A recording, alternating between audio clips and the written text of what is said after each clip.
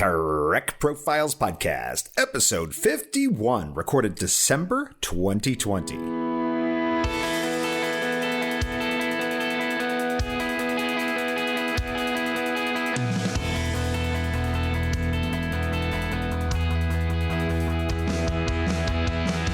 This is the Trek Profiles Podcast, where each episode we sit down with a Star Trek fan, ladies and gentlemen. We hear their fandom story, and we try to figure out why this show matters to us so much.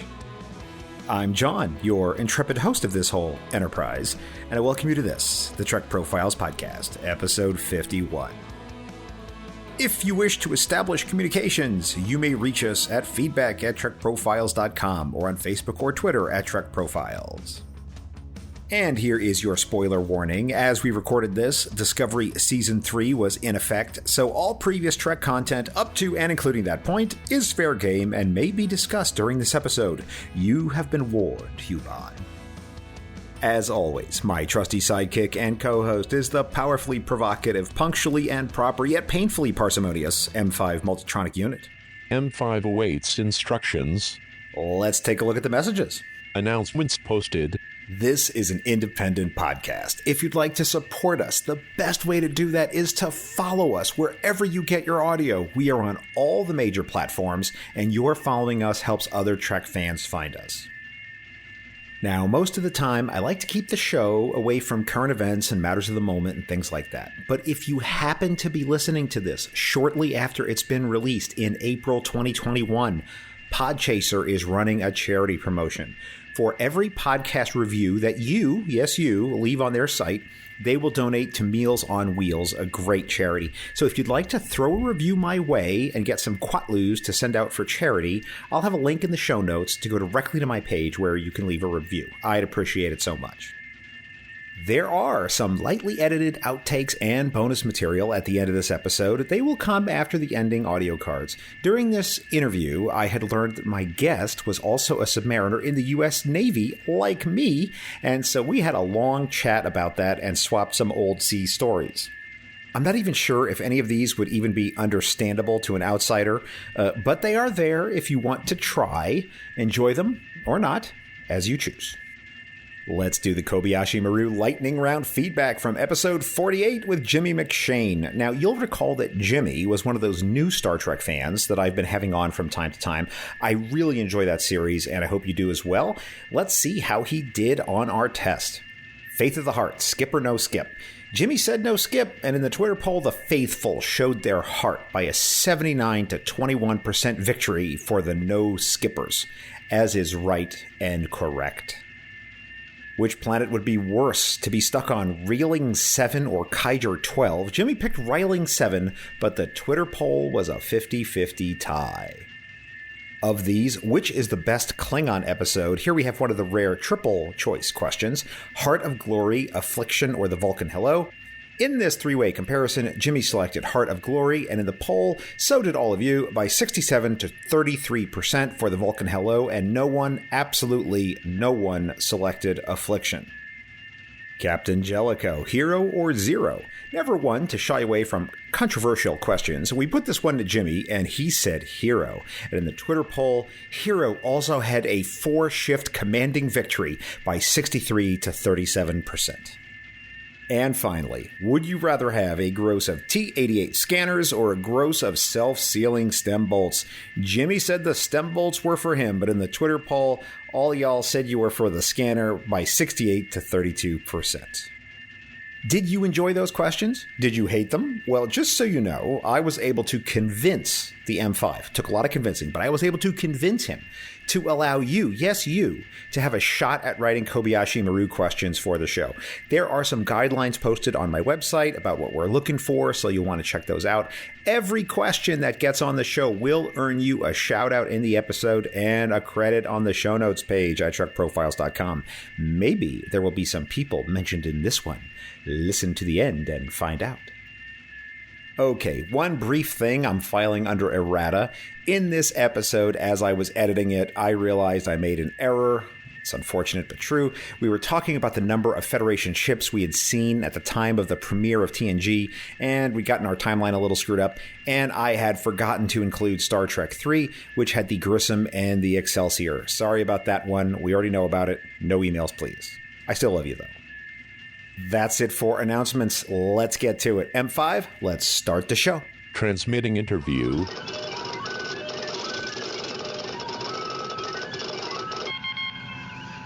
His favorite characters are Janeway and Spock. He also finds Dukat and the Cardassians a favorite, and he loves the TMP Enterprise too. He is from just outside Portland, Oregon, North America, Earth, in Sector 001. It's Jeff Akin. Welcome, Jeff, and thanks for being on the podcast. Thank you so much for having me, John. Jeff, are you a Star Trek fan? You know, I got to think about that. And yes, I am. Are you a lifelong fan, or do you have a memory of it first coming into your life? Lifelong. You know, I'm not a young man. I'm in my mid 40s, right? And I grew up like there's never a point in my life that I can remember Star Trek not being a part of it. Did I use too many negatives in that? I always remember Star Trek in my life. As a kid, how were you exposed to it? How did you watch it? Yeah, my mom, she's a huge fan. We watched it mostly up here in Portland, KPTV, Channel 12, in syndication. And it was on TV. We were watching it. And was that TOS or TNG? Oh, it's TOS. So we're talking, this is late 70s, early 80s. In fact, I very much remember TNG, like the lead up, the commercials, the magazines, the newspapers. I remember it really well. I think I was 10 years old when TNG debuted. It's funny because I think we're roughly similar in age. And I remember, of course, when TNG went on the air, and I was in high school at the time. And me and my friends would get together at school. We were the early morning crowd. So we would show up early before school and hang out in the cafeteria before school began. And I remembered, and for context, for those who don't remember, at this time, the only Enterprises we had ever seen were the TOS Enterprise, the TMP Refit Enterprise, and we had seen the Reliant. And I think those were the only Starfleet ships we'd ever seen in 1986, thereabouts, before TNG went on the air. And I remembered someone came in because they had a magazine and it had the picture of the new Enterprise is in this new show. And it was it was just one picture. And it was like the straight on picture of the D. And we were looking at it and we're like, what? And I showed it to my friend Mark, and he said to me, looks like someone spilled ranch dressing on the countertop and made that the Enterprise. And I was like, oh my God. But seriously, like, people got fired up, It's like, this is not the Enterprise. It's just, yeah, it was. And you're right. It was like one picture. And then maybe a couple weeks or maybe even longer than that later, there were a couple more. And man, we were dissecting those things, arguing about it, but we all agreed this wasn't the Enterprise. It was, yeah. And so it's funny when people get into food fights on Twitter talking about, oh my gosh, it's never been like this. Or I was like, you've no idea. Right. I mean, seriously, TNG, DS9, all of it was just, this is not my Trek, And I was 10 and I'm just like, get over it. Come on. And it's funny too, because I don't remember what episode it was, but watching an episode of TNG, I was old enough to know that the original series, God, it looks corny, so dated, but excellent, still brilliant and great, but looks so bad. And I remember watching TNG and just thinking, it is not possible to do better than this. Like they've nailed it. They've nailed it with that sort of, 1980s Hotel Marriott sort of decor, Right, exactly. Excuse me while I eat my words over here. I'm giving you a hard time. It's okay. So you grew up watching TOS with your mom, and as all the various different incarnations of Star Trek have come out since then, did you watch them in broadcast as they had come out, or did you come back to it later? What did you do?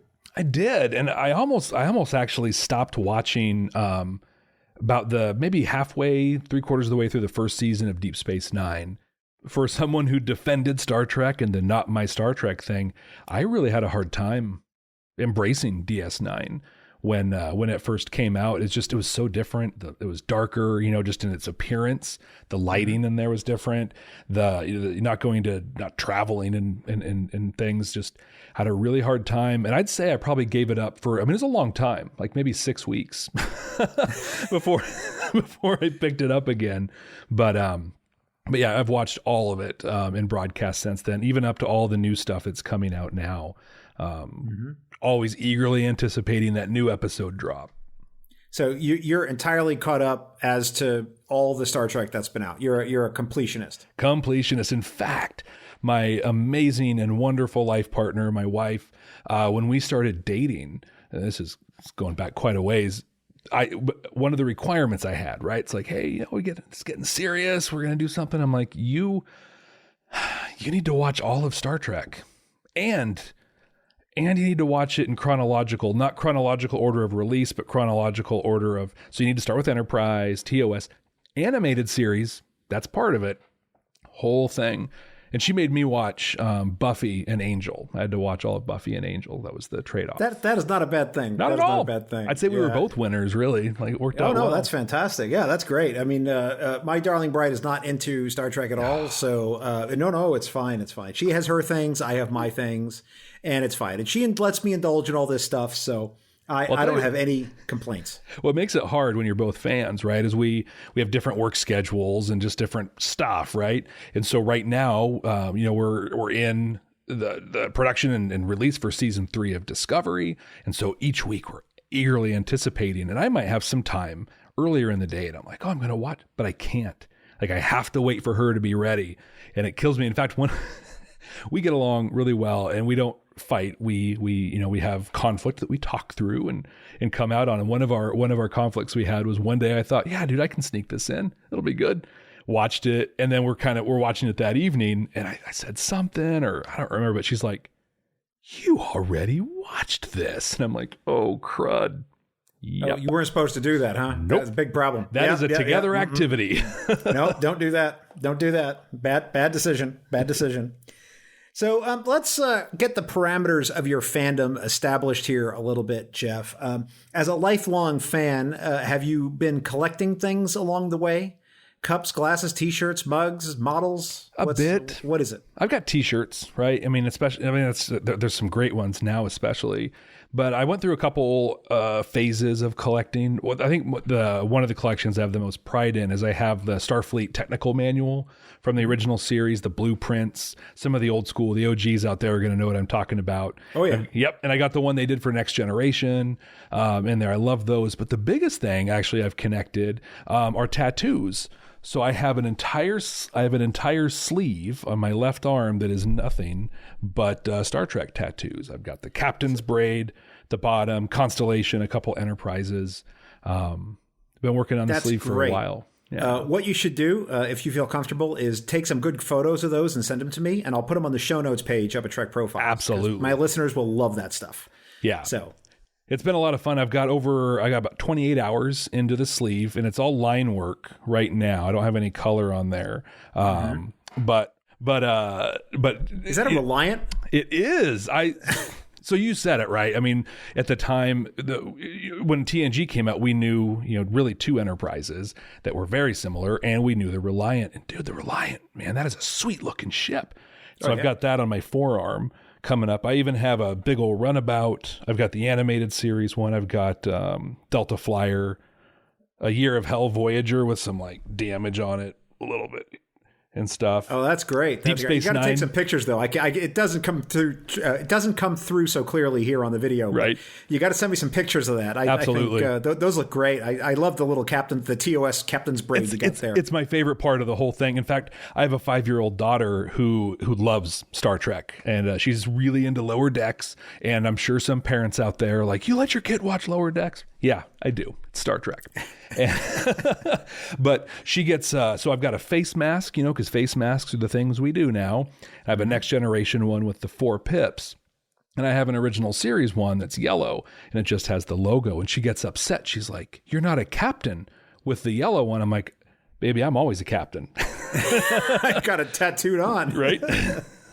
I actually hacked my car. It has one of those little video screens in it that comes up with a little touchscreen control. And so when you start my car up, it actually comes up with a big Delta shield. A big gold Delta shield. Nice. And then it loads up. So that's my own little gag, as my car is all trucked out that way. Depending on how you market that, you've either just jacked up your value, your sale value, or completely ruined it. Well, you can change it. That's one of the great things. I can always reset it to something else, or just make it like a default Toyota thing. But that is very doable if you have a Toyota with one of the recent sort of systems. There's actually a way to do it. If you go online, you can actually search how to program in your own startup images and put them in the system. You have to do a specially configured USB drive and stick it in the car, and it totally easy, and it absolutely worked. So that's awesome. It makes me just a little bit happy every time I start up the car. So have you ever been to a Star Trek or sci-fi convention? I sure have. Not recently, though. So, Star Trek was a thing for me and my mom. And so we went to our first convention. Oh my gosh, must have been, it was, I think it was in 91 or 92. It was right about the time that they were getting ready to talk about and announce Voyager. Mm-hmm. Marina Sirtis was the guest. It was in Portland here at a hotel. Creation did it back when they did more local ones. And it was so cool, right? And she came out talking. She was hilarious. But the moment I remember for everything, and I forget who the MC person was, but he comes out and he's like, "We've got a special announcement for everybody. We've got a new show coming out. We're going back to space." And then they show the Voyager intro and the crowd goes wild. And it was like, nice. Yeah, that was my first one. And then we went to a similar, I think it was another creation event with William Shatner at it. So that was pretty cool. We decided not to wait in line the 2 or 3 hours for the $150 autograph that Marina gave for the $5 it cost for the 8x10. But he was still super entertaining. Like, it was great. Talked about his horses a lot and other things. But I think those are the only ones I've ever gone to. From there, I guess the only other conventions I've been to is our pro wrestling ones. I worked in pro wrestling for a long time and went to some conventions and attended a couple. So those aren't quite, they're kind of sci-fi, but not quite. When you say pro wrestling, I mean, are you talking about like the WWE stuff, or are you talking about something else? I am. And to be careful, I'm really glad you didn't say the fake stuff, right? A lot of people say that. I have an orthopedic surgeon. Exactly. I have an orthopedic surgeon that'll tell you it's not fake. They're really beating each other up and doing all that crazy stuff. It's real. Scripted. Scripted. So wait a minute. So do you get really fired up when like an episode like Sunkatse comes on, yes, like where they're having like fighting and stuff like that? Is that like one of your favorites? Totally. And especially when you've got, and WWE and Star Trek have a great history together, right? You've got The Rock, who was there. He's taken on Seven. And then Big Show. The Big Show was in Orion in Enterprise. And, and so, it's just great stuff between the two of them. They kind of naturally go together in a way, really. They naturally go together in a way. You're going to have to say more about that, Jeff. So pro wrestling at its core is the classic story of good versus evil, but told through the universally acceptable language of violence. In there, you can put a wrestling match on anywhere in the world and people can figure out what's going on. I don't like that person. I like that person. Hooray or boo. And it's really that simple. But through pro wrestling, you can really tell complex stories with, with ups and downs, good guy, bad guy, with complicity and betrayal. And that's really what Star Trek is, right? In a lot of ways. Star Trek's a lot of things, and I think it's different things to other people. But I think at its heart, Star Trek is the classic struggle between good and evil, but often within ourselves, right? And so it's not necessarily told through violence in Star Trek. It's told through diplomacy or politics or sometimes some violence. But Star Trek takes what pro wrestling puts out there in a very simple, very accessible storytelling manner, adds layers of complexity to it. Most of the time, not always. Yeah, that's true. Yeah, but I think that Star Trek really talks about what that good guy, bad guy struggle that we have internally, and then how that reflects on society as a whole. I guess I've worked in professional wrestling in one way or another since '98. So that's a couple years now. So I find ways to say that everything is pro wrestling, but because in a way it's all scripted. It's all a little fake, but I found a lot of similarities between Star Trek and pro wrestling. And ultimately, they both can demonstrate that hope and that aspiration to something better that's out there. So it seems like you're saying that they have something similar in sort of the meta concept narratives, but when it comes down to the actual methods, right, which is wrestling is about violence, it's about the physicality of it, whereas Star Trek is much more, I would say, mental and philosophical. Yeah, more nuanced, really.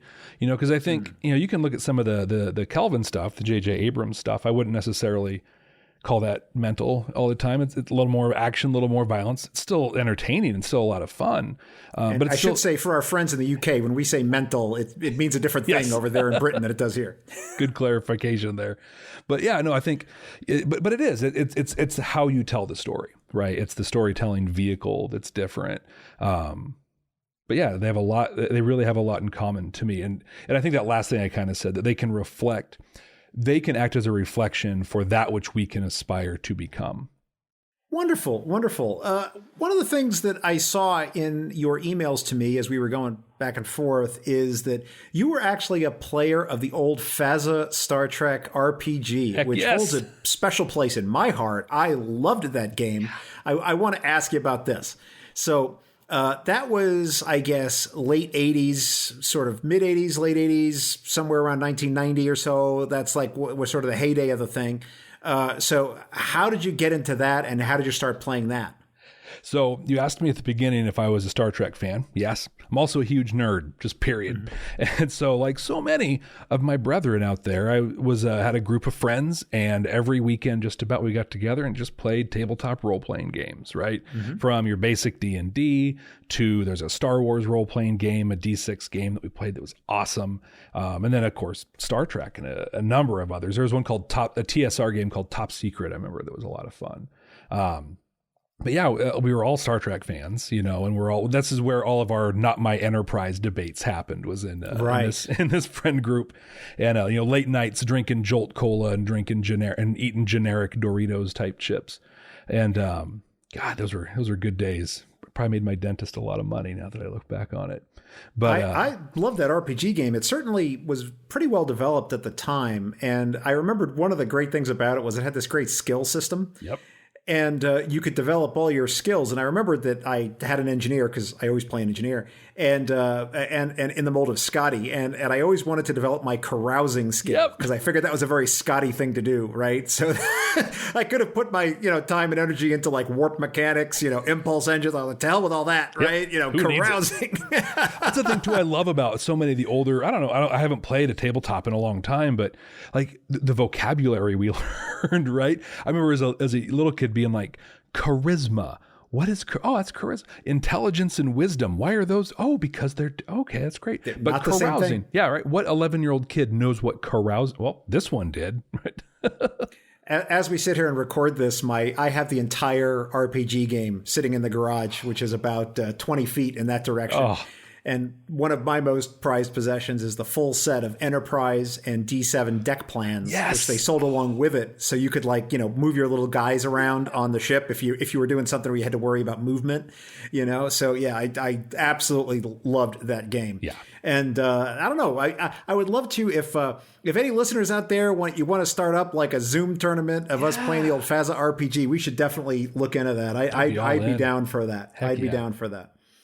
So were you playing adventures of your own design, by the way? Yeah. Or were you using some of the built-in? They came out with a few, I remember. They did. And I think I kind of remember us trying one or two. We were pretty elitist nerds, like in the thing where, we'd buy, modules, right? They'd call them the modules back then. We'd buy modules and let's play this. But we'd always be like, oh, I think we can do this. And we kind of had this one guy, his name was Roy, who was, generally our game master for most everything. And he was so creative. In fact, he's now a professor of literature at Notre Dame and has two best-selling books that are out.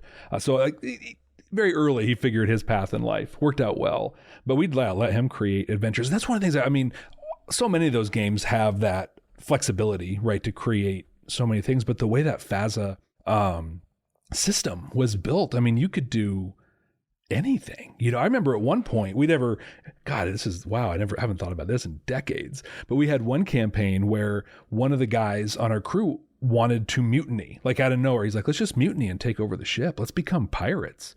And we're like, we could do that. Like, there's nothing stopping us from doing that. We ended up not. Well, the game master might have something to say about it. Yeah, right. He's like, yeah, 600 Constitution class ships fly in and destroy you. Okay, game's over. But yeah, that was so much. I just love creating the characters, like that skill system and the setup of going through the different phases of Starfleet Academy was just, I mean, it was so well developed that you could create. I think just the fact that you build in so much backstory for your character, the role playing became so simple. By the time you got to the table with your character sheet in front of you, you had an entire lifetime of a story. It was all laid out for you. Yeah. It was all laid out for you. Did you ever play the Starship Combat game?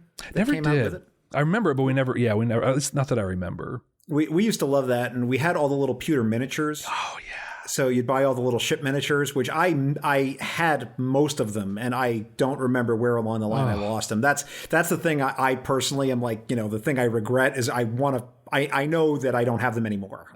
So I just don't know where they went. And I wish I still had them because they were just so awesome. So I even painted them. They were great. So, okay, let's get back to you, though. I've distracted you with my own indulgence about the FASA RPG here. So we've talked about your convention going experience. We've talked about collections. Do you consider yourself a cosplayer at all? Have you ever done any of that besides T-shirts and things? Yeah, not really. I have a operations division TNG uniform that I own that I wore for Halloween one year.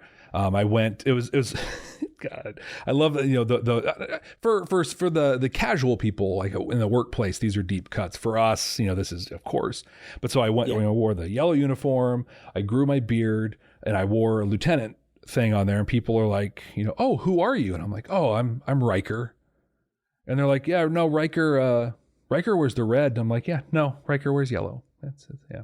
So that's Thomas Riker, right? When he became Lieutenant Riker. And so, like nobody got it, but I felt super excited about it inside. And I'd say that's the one time I cosplayed. The closest I get really are wearing the T-shirts. So I really enjoy, it's a thing too, where having gone to those earlier conventions where people might have a uniform or a version of a uniform they would wear to now, or, I mean, my goodness, the makeup that people, I mean, it is amazing to see what people are able to create. I really enjoy the creativity and the expression that cosplayers have out there. Oh, yeah. I remember going to the Las Vegas convention several times, and one year in particular, I want to say it was 2015 or 2016, there was a lot of Borg there that year. And some of them had the most elaborate, and I'm talking like full body Borg outfits that were like screen ready, and it was just amazing. And I look at that and I think, this isn't stuff you can buy. I mean, they had to put this together. Yeah. And it just looked spectacular. And I just have such respect for people who can do that. I don't. I mean, I've cosplayed from time to time, but it's actually stuff I can do fairly simply. Right. The stuff that these people do just knocked me out. So mad props to all those folks out there that got the time and energy to do it. I think and the skill. It's wonderful. I see these things where people create weapons and things out of cardboard, right? They say, made this out of cardboard. And it looks, I mean, it's screen ready. And I'm just, in my mind, I'm picturing like taking my Amazon box and cutting pieces out. And I'm like, yeah, I can't do that with cardboard. I was talking to a guy who made a TNG era Klingon outfit, which looked exceptionally good. And I said to him, he was out of character, but I said to him, where'd you get all the pieces and parts for this? He's like, oh, I go to automotive, I go to junkyards and I buy, this is like the dashboard of a car. I disassembled this to make this part. And this came from like another car. And he was basically using automotive components. Like the floor mats and like these other things. And he just knew, and it looked great. I mean, I wouldn't say it was like high def screen ready, but it was 80% of the way there, And, I mean, it was just amazing. And it was car parts. That's amazing. The creativity just astounds. It really does. So at some point you decided to get into podcasting, Jeff, and you decided to podcast about Star Trek. So tell me about that. Well, I'm a person that owns a computer. So like a podcast just comes with that, right? That's just what you're supposed to do, right? Isn't it? Everybody has a podcast. Yeah, totally. So tell me how you decided to do this. Well, so it goes back to my pro wrestling days, right? So in pro wrestling, I did everything there was to do, but I spent most of my time as a broadcaster. I did the play-by-play commentary and color commentary for a number of different promotions. And it was a blast, right? But getting in and having that job, part of what I ended up doing was voiceover for sponsors, right? So we'd bring sponsors in for local stuff. They couldn't afford to do high production. So it'd be like, oh, we'll just have our commentary guys do their VO. And so that kind of got me into the cycle of recording and having people hear me and whatever. I'm like, this is a lot of fun. Then I start listening to podcasts and I'm like, I kind of want to do this.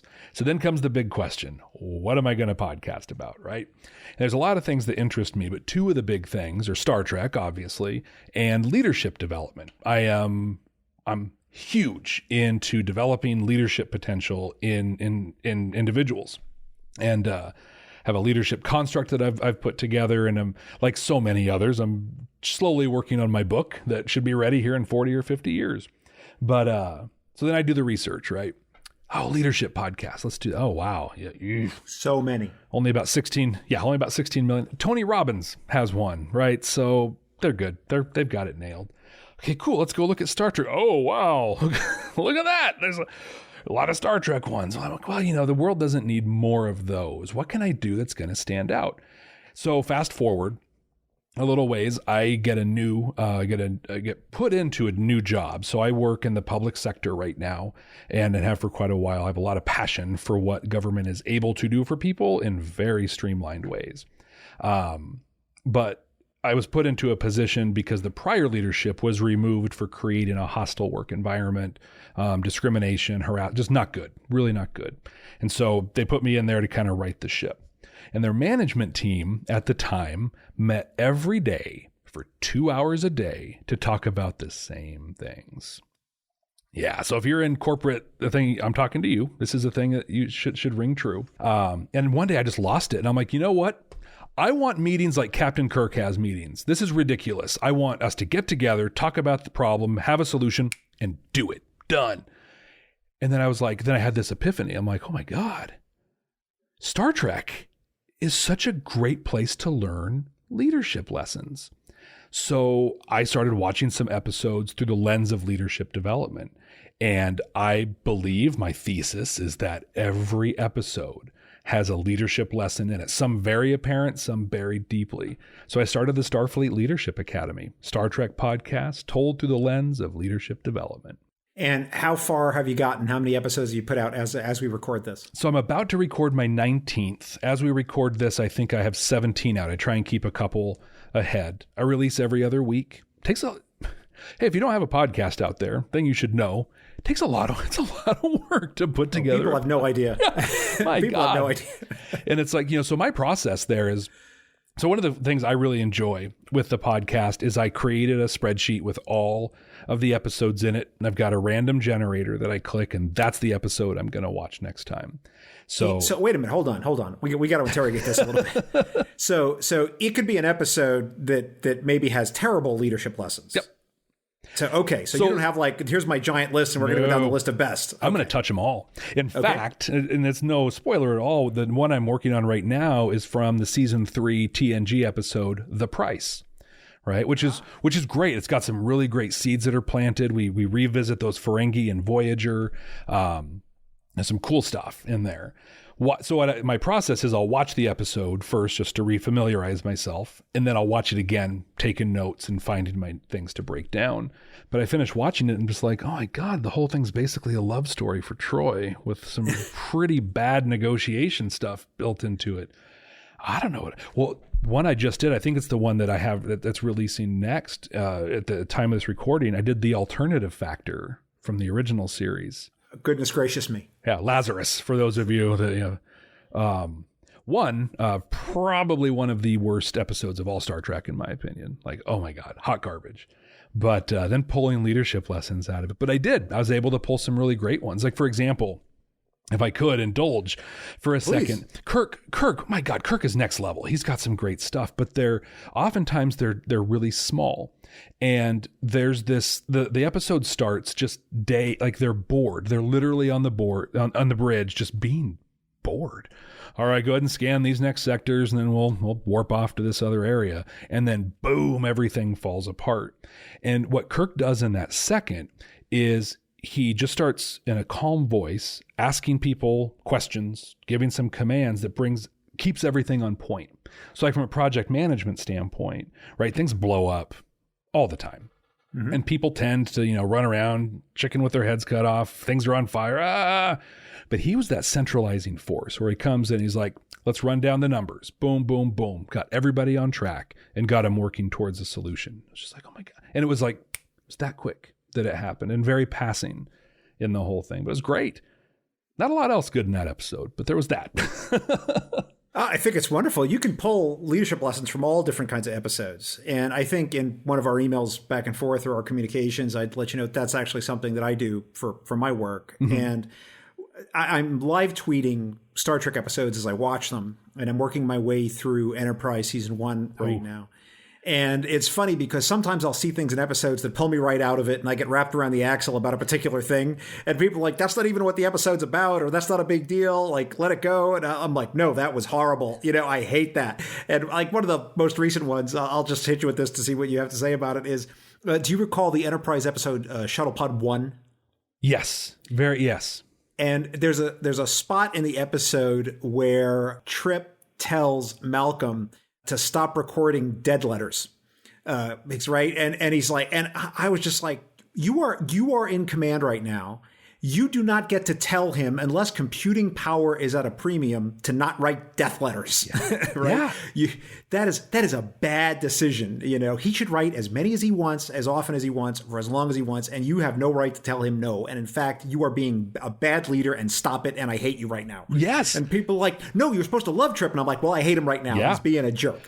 It's so hard because I love Enterprise, right? Like, people have feelings. That's fine. You're entitled to them. I think it's a brilliant series.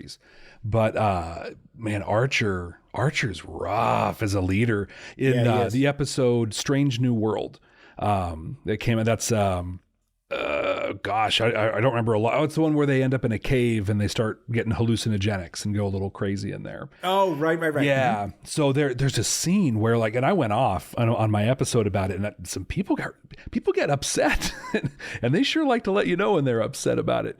But where they beam up one of the crewmen and it looks like he's going to die, and Phlox can't save him, and Phlox is just he's beside himself, and he calls Archer, and he's just like, I've tried everything, I can't. And Archer rips him. He's just like, this is unacceptable. You need not even a second to stop and be like, I know you tried. This has got to be hard on you. I really appreciate your work. 5 seconds to acknowledge the man's feelings, but he just rips. I've got a crew down there.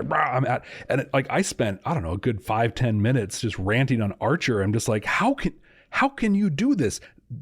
Let's talk about emotional intelligence here. Not even emotional brilliance, just basic intelligence. And yikes, so bad. All right. Well, then I have to pop some questions on you here, Jeff. I didn't plan this and we didn't preview this ahead of time, but this is what we do here on Trek Profiles. So off the top of your head, what's maybe the biggest positive leadership moment in all of Star Trek? Oh my! Oh wow, that's big. When you look at that and you go, "That was amazing! That was awesome."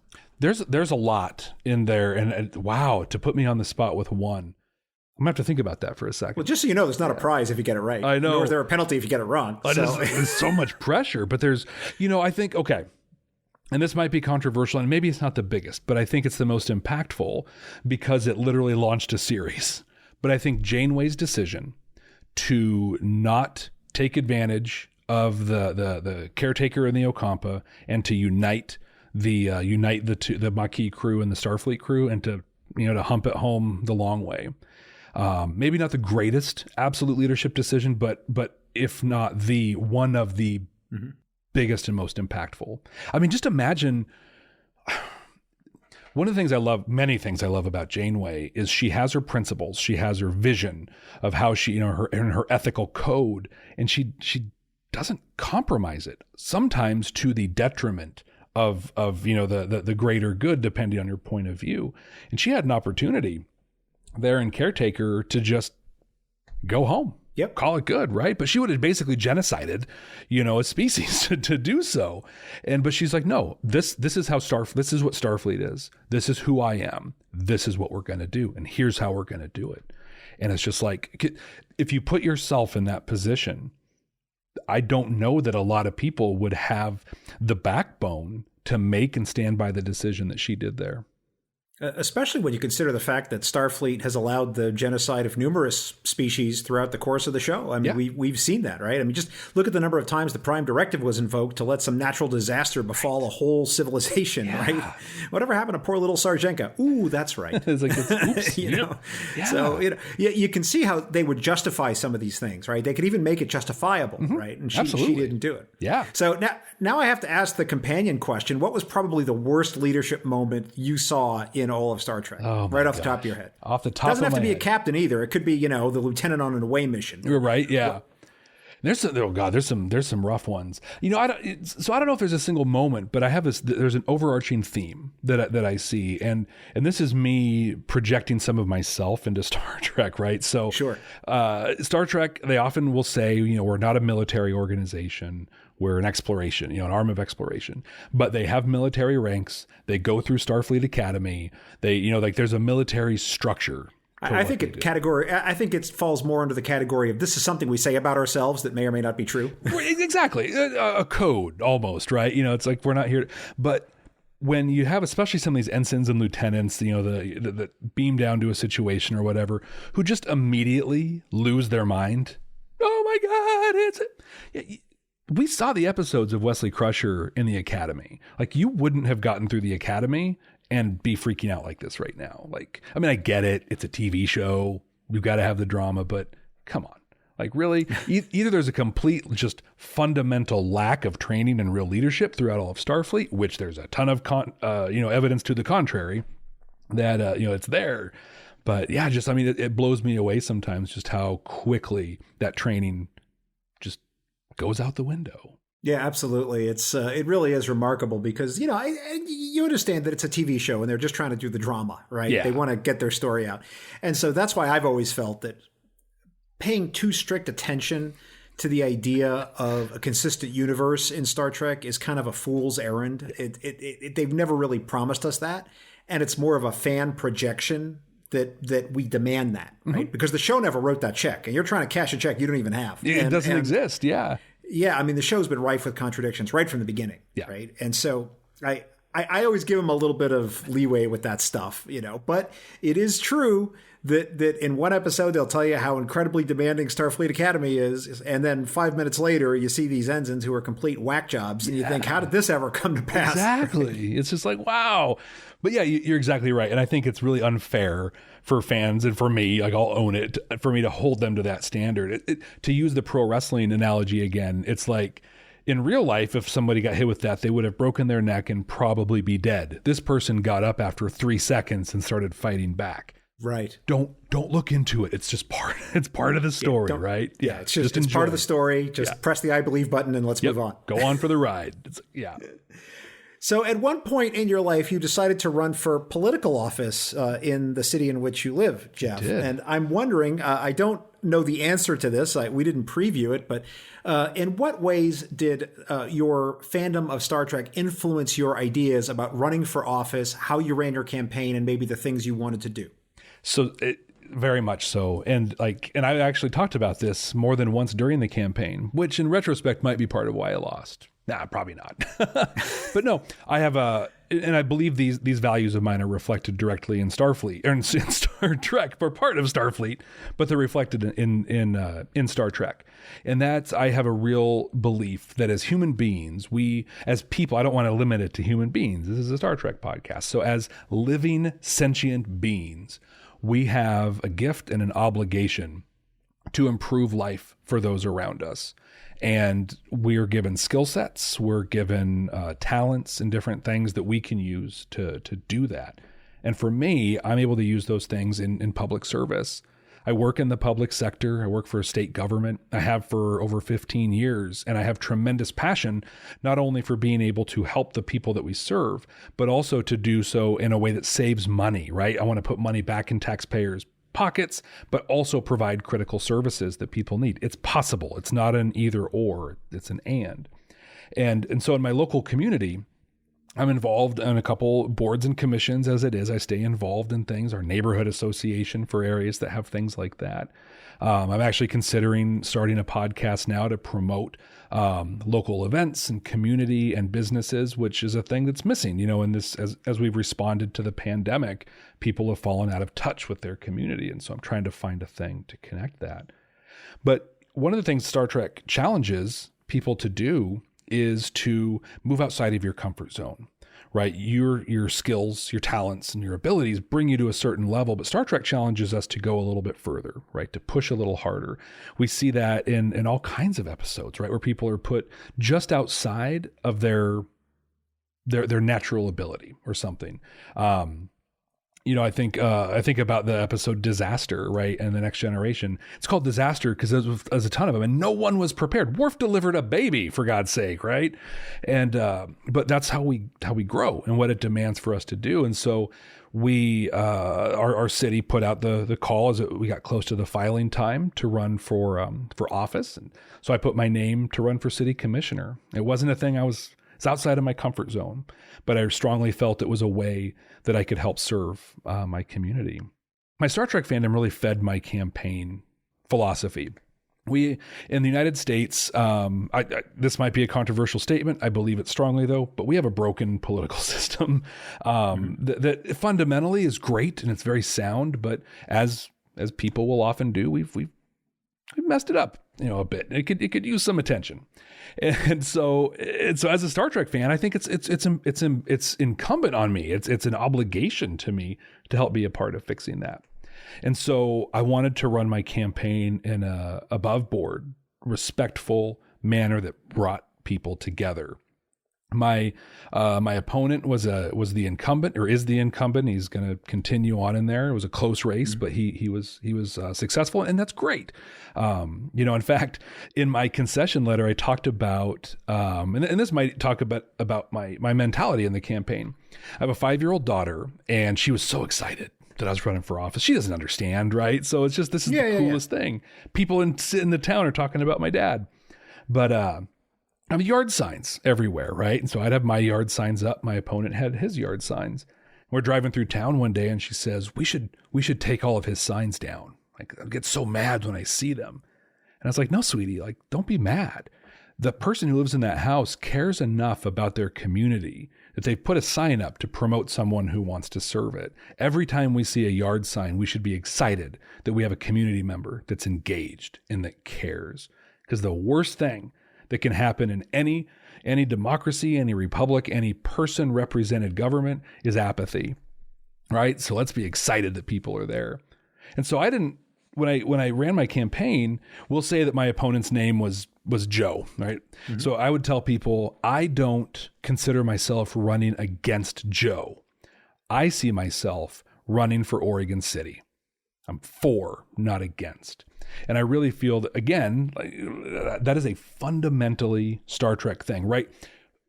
If Picard ever ran for office prior to the Star Trek Picard show, if Next Generation Picard ran for office, right, he would talk about, I'm going to do these things. This is what's going to happen, not this person is bad and this person will do horrible things. It'd be about him and what he could do. So that's what I tried to run on. And just that fundamental piece of making the community better and stronger. So it seems to me, though, that Starfleet actually runs things in the Federation, that there's not really civilian control. The government and people who win the elections don't actually get to make a lot of the hard calls. So I think I've given that a lot of thought. And I think one of the things that we have to consider is that we're seeing a slice of pie in the universe in which Star Trek exists. And I think Lower Decks, for people who've been fortunate enough to see Lower Decks, we see that, right? So we're accustomed to Enterprise and Voyager and like these things that do, hero missions and just these amazing things. And then Lower Decks is like, yeah, I had to mop up alien goo and, so it's like, oh, that's probably what almost every ship in the Federation is like. We never, or in Starfleet, right? So Starfleet, what we never really see is daily life in the Federation. We know there's a president, there's a council, there's these things. We never really see them operate. We see a glimpse, I think, in Star Trek 6 when they're talking about, going Kurtwood to Smith. Yep, exactly. Yeah, yep. So good, right? And that guy's so ubiquitous. It's awesome. But yeah, we see a glimpse, but we don't see all the inner workings of things.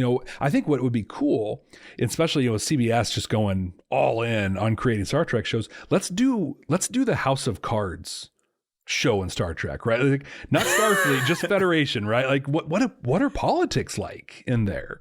Are there political parties? Yeah. Are there people running for elections who are running hate ads? So to cut a little deep, there was a prequel novel for Picard for season 1. Yes, I read it. Yeah, I read it. Last so Best Hope. good. It was so good. Again, it added so much context, and they talked about that a little bit, right? There was that junior senator or whatever who really helped stand up and put the oversight commission, for the Mars operations and things like that. So like there are these little touches where we get hints of what's going on. And in that novel, it didn't sound like it was all, sunshine, roses and rainbows there.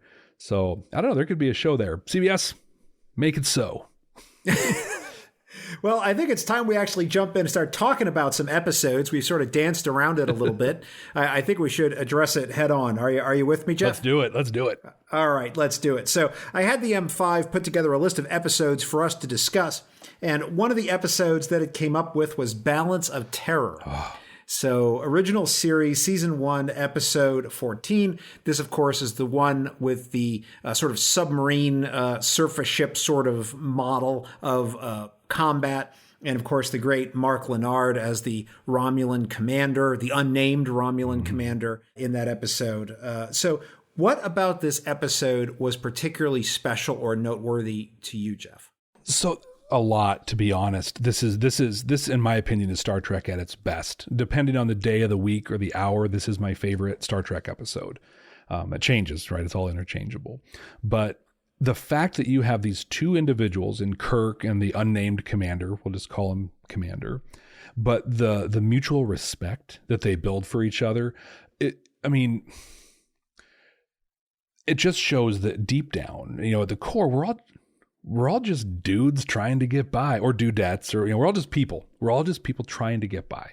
And we have our culture and we have our personal baggage or whatever we bring, but at the end, like we're just people in there. And it's so powerfully stated. And there's a moment, not between them, and this is a very frequently memed moment, but where we'll call him pre-Chekhov, is sitting there and he's, talking trash about the Romulans, and he's giving Spock a hard time. Mr. Styles. Mr. Styles, yes, thank you.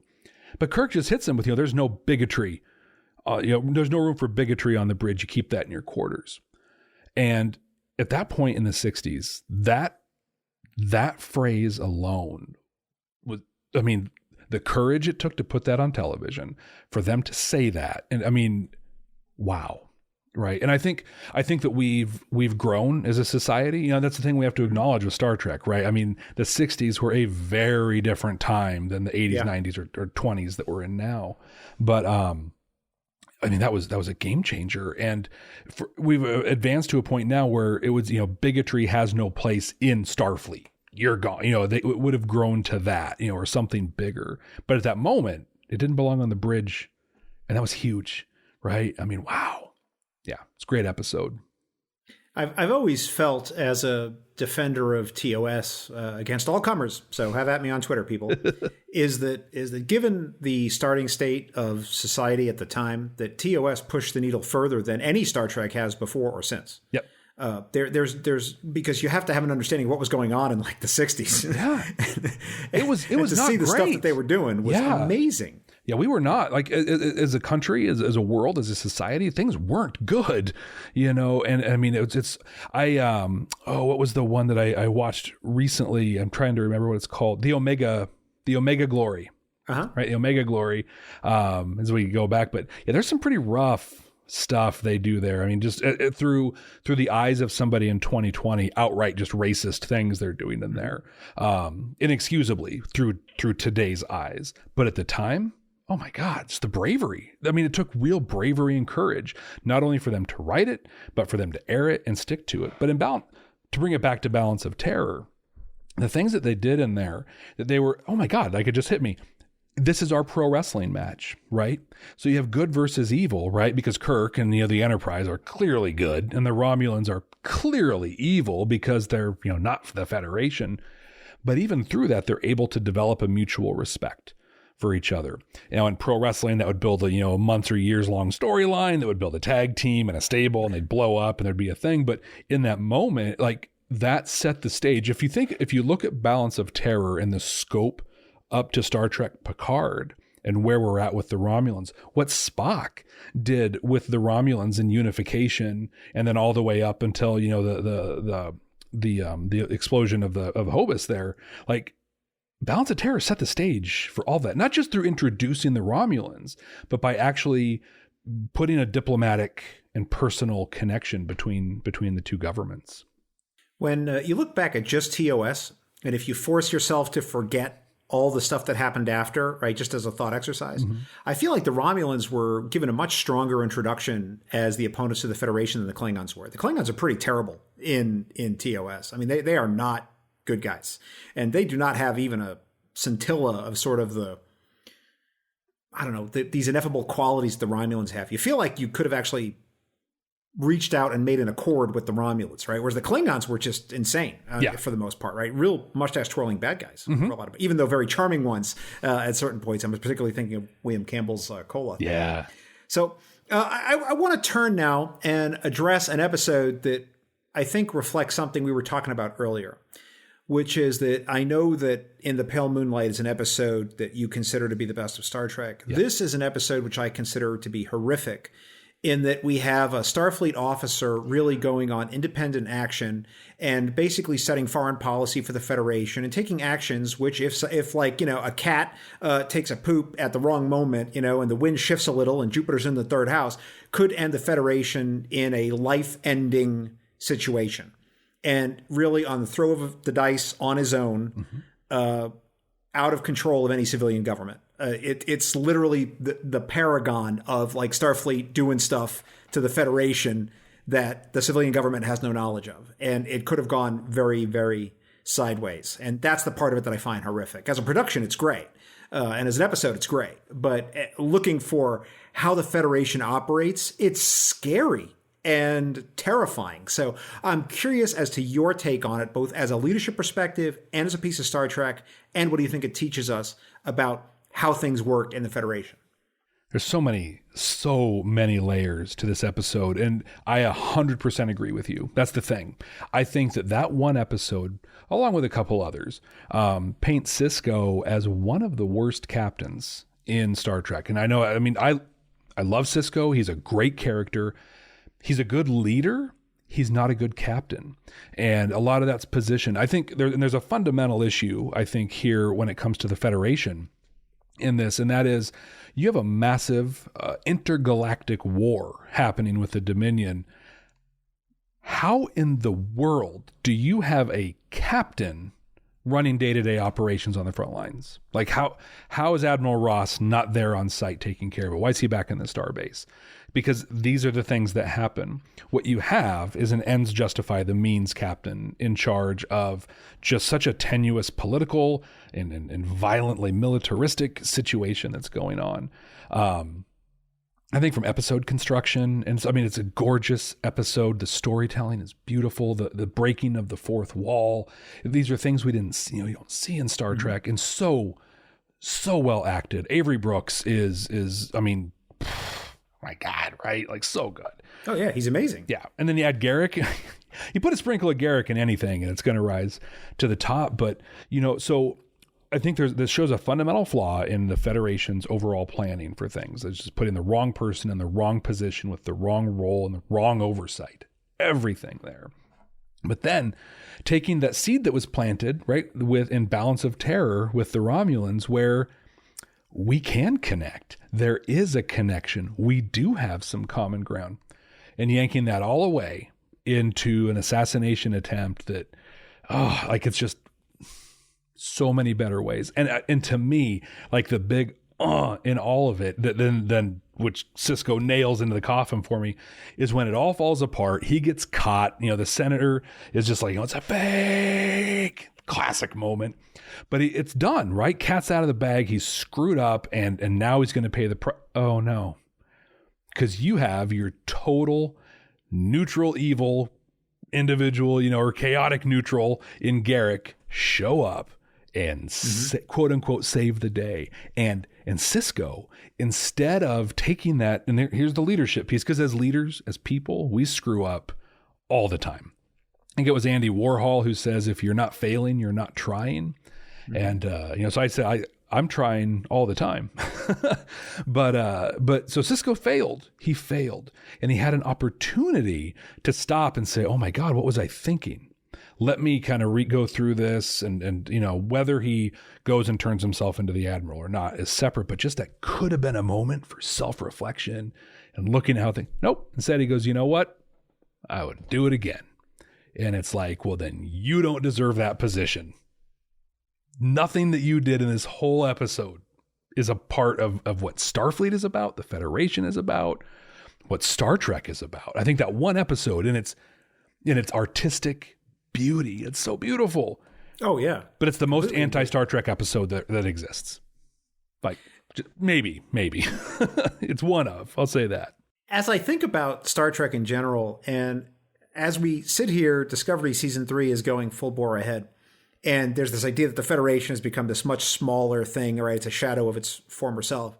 And I see among the fandom this idea that, like, well, obviously this show is going to be about rebuilding the Federation and bringing it back because, and I think Federation wasn't so great. Yeah.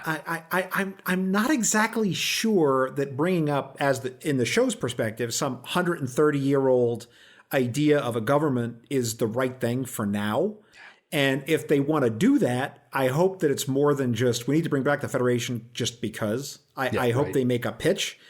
And the other part of it too is, like, I think, are they going to impose this on people? Are there going to be elections? Is there going to be a political campaign, Or is it just going to be, they're going to go to some government and some leader who's just going to impose this on their people and say, yep, we're in the Federation now. I feel like that maybe not the way to go. I don't know.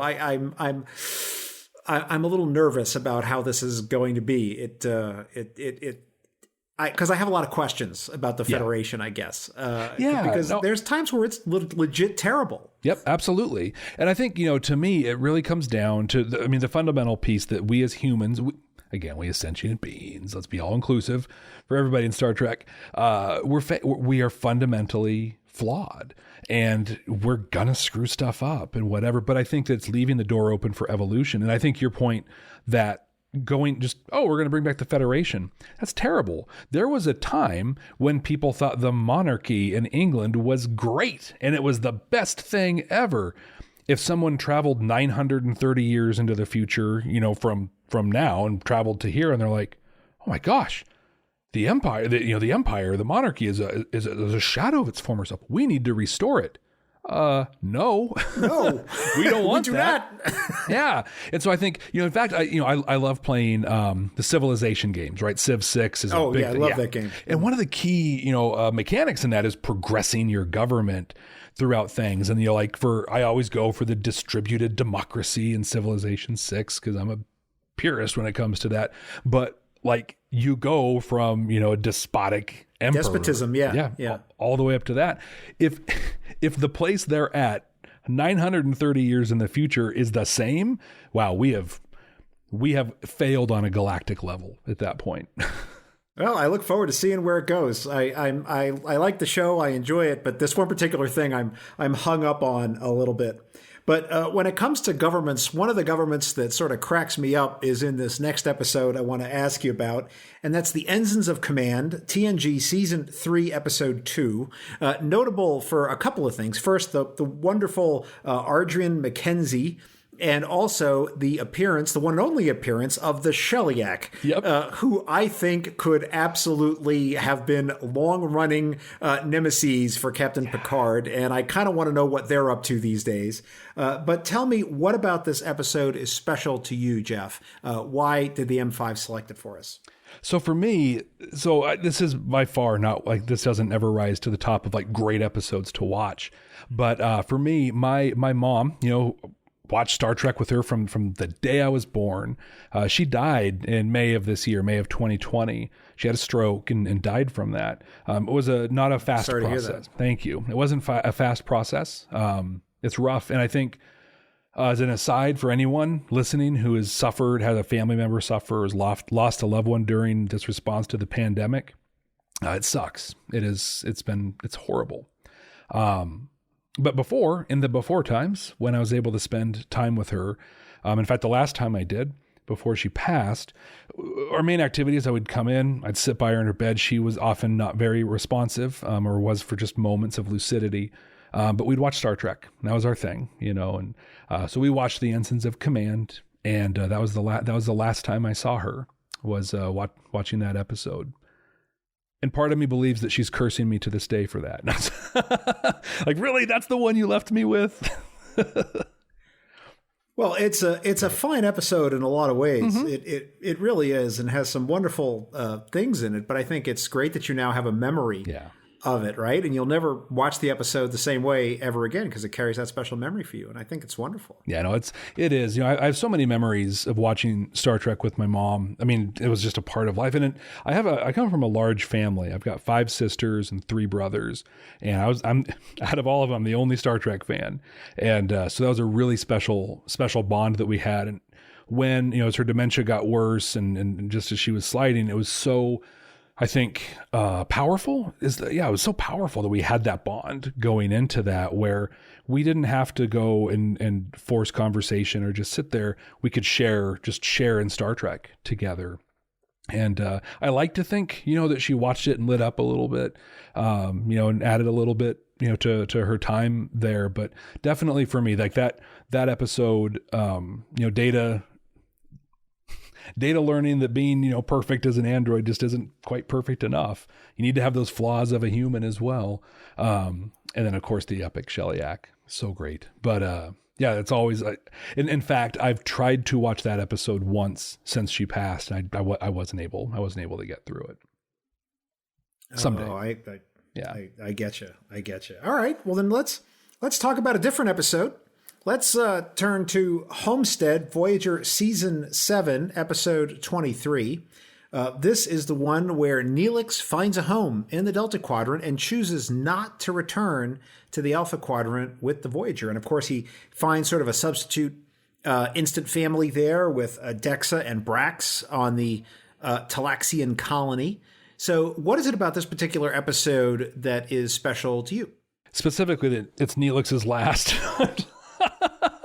That's not. Are you a Neelix fan? No, not a Neelix fan. I am not, and so everyone's got their lists, right? And so on mine, Neelix is my least favorite Star Trek character, long-term character of all time. Tisk. I know, and I'm doing a rewatch of Voyager right now with my wife, and I'm trying so hard. Like, I'm trying to be cool and just watch. I'm just like, God, why are you here, dude? You're just screwing stuff up.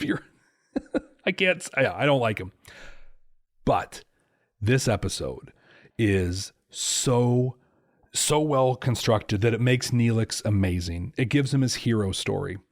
Because, and this is through the lens of leadership right here for me, Neelix, who, in my opinion, right, I'll own it completely as my own opinion, has just been, parasite on Voyager for a long time, sucking up screen time and creating horrible, unedible food, quote unquote food for people, through relationships with Janeway and Tuvok and all of his peers, realizes that he's actually developed into a really strong leader.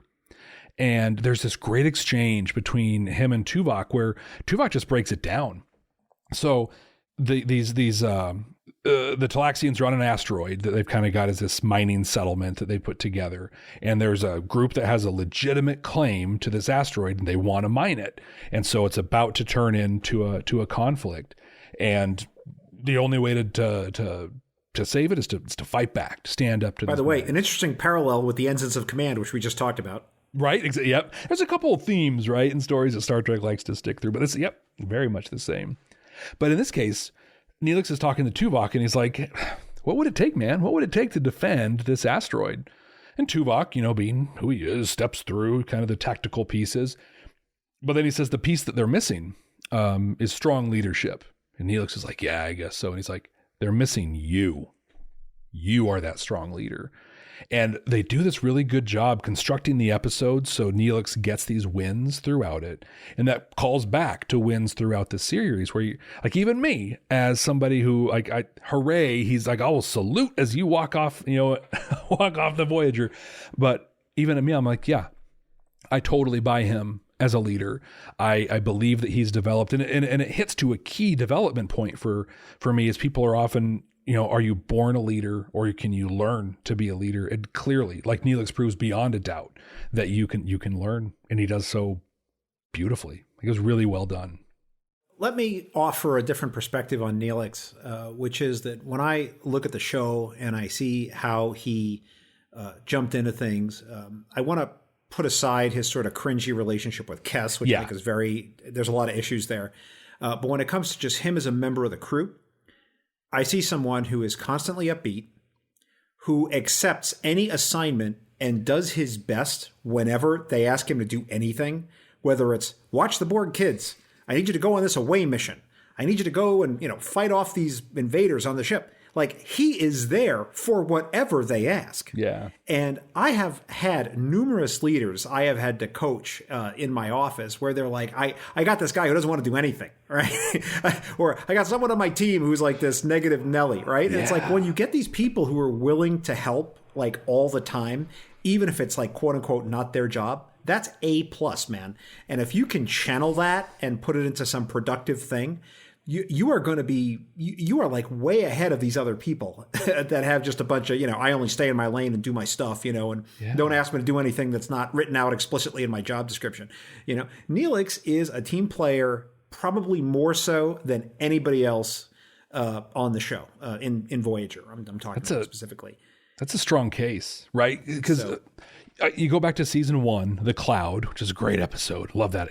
There'd be coffee in that nebula, but things aren't going well. He doesn't like it. He storms into Janeway's office and he's like, I'm out of here. You guys, blah, blah, blah. But you're right. Like he goes through the arc of everything and just becomes. So what you made me think of is a thing I've dedicated a lot of work to and a lot of attention. And that's employment, developing pathways for employment opportunities for people with disabilities, specifically people with intellectual and developmental disabilities. I fundamentally believe that people are capable of so much, and if they're just given a chance, can do great things. And so one of the organizations that I have oversight of, they process mail, receive it, open it, sort it, and scan it, send it out. And almost half of our staff now, they've gone through competitive recruitment processes, but they have either an intellectual or developmental disability, and they do such a great job. And it's so inspiring to see the great things and the personalities that come out that were, hidden for so long. But exactly what you said, where Neelix will take on anything at any time, and he might grumble a tiny bit, but he does it with gusto and he puts his all into it. I think that's a thing that I've experienced with people with disabilities who get a job. They haven't been believed in for all their life, oftentimes, or if they've had family that's believed in them, but society hasn't. And to have an external force, a Captain Janeway, right? Or in my case, a Jeff Akin here, say, no, I believe in you. You can do this, and I'm going to give you the tools to do it. And then watching them do it, and they do it with a smile. And some of these jobs are just, they're mean, they're rough, they're boring and hard. I had one individual we hired. This was the first paid job she ever had. And I don't know, she worked for me about 6 months. opening mail. And she met with me and she goes, look, if I have to do this for another day, like I'm going to lose my mind. I can't do it anymore. I need more. And that was about 2 years ago. And now she's promoted to a point in our agency where she is running background checks on prospective employees. And she's enrolled in a university and is working towards her master's in clinical social work. And this is someone who, prior to us giving her, I mean, she had her bachelor's degree before. We didn't, 2 years, wow. But before being given that opportunity to compete for and get a job, she was sitting at home. And so really, I mean, you make such a good case where Neelix, like, he accepts those things. Not only does he accept them, but he makes the most out of them. Right. And Homestead's the payoff to that, where it's like, you've made the most out of this, you've done it. And now, God, you can go lead this colony on to great things. Oh, it's a fantastic episode. And, the one thing I'll say about his cooking that often gets a lot of flack is, he's an alien from a different part of space. And now he's the cook in charge of all these humans who want dishes that he's never heard of and doesn't even have the raw ingredients for. So I imagine if any of us were put into those situations, we would probably not do so great either. So I'm not going to give him a pass on it, but I'm just going to say, you can't expect, Chef Ramsay to quality food to come out of the guy. It's just, I think it's an unrealistic expectation. So cool. We can give him a little grace, right? We see that when he offers Janeway his coffee substitute. He's even better than coffee substitute. All right, so let's move on and talk about another episode. Let's talk about It's Only a Paper Moon, Deep Space Nine, Season 7, Episode 10. Certainly one of my favorite episodes. In fact, I even talked about this on my podcasting extravaganza, which is where I was the guest on Trek Profiles and talked about my favorite episode. So I have a lot to say about this episode. And if people are interested, they can go back and listen to that. I won't burden us here with the discussion. I'm curious, for you, what in this particular episode touches you, Jeff? Trauma. It's that simple, right? I think that as a society, as people, we're so much more in touch with what trauma is and what it means.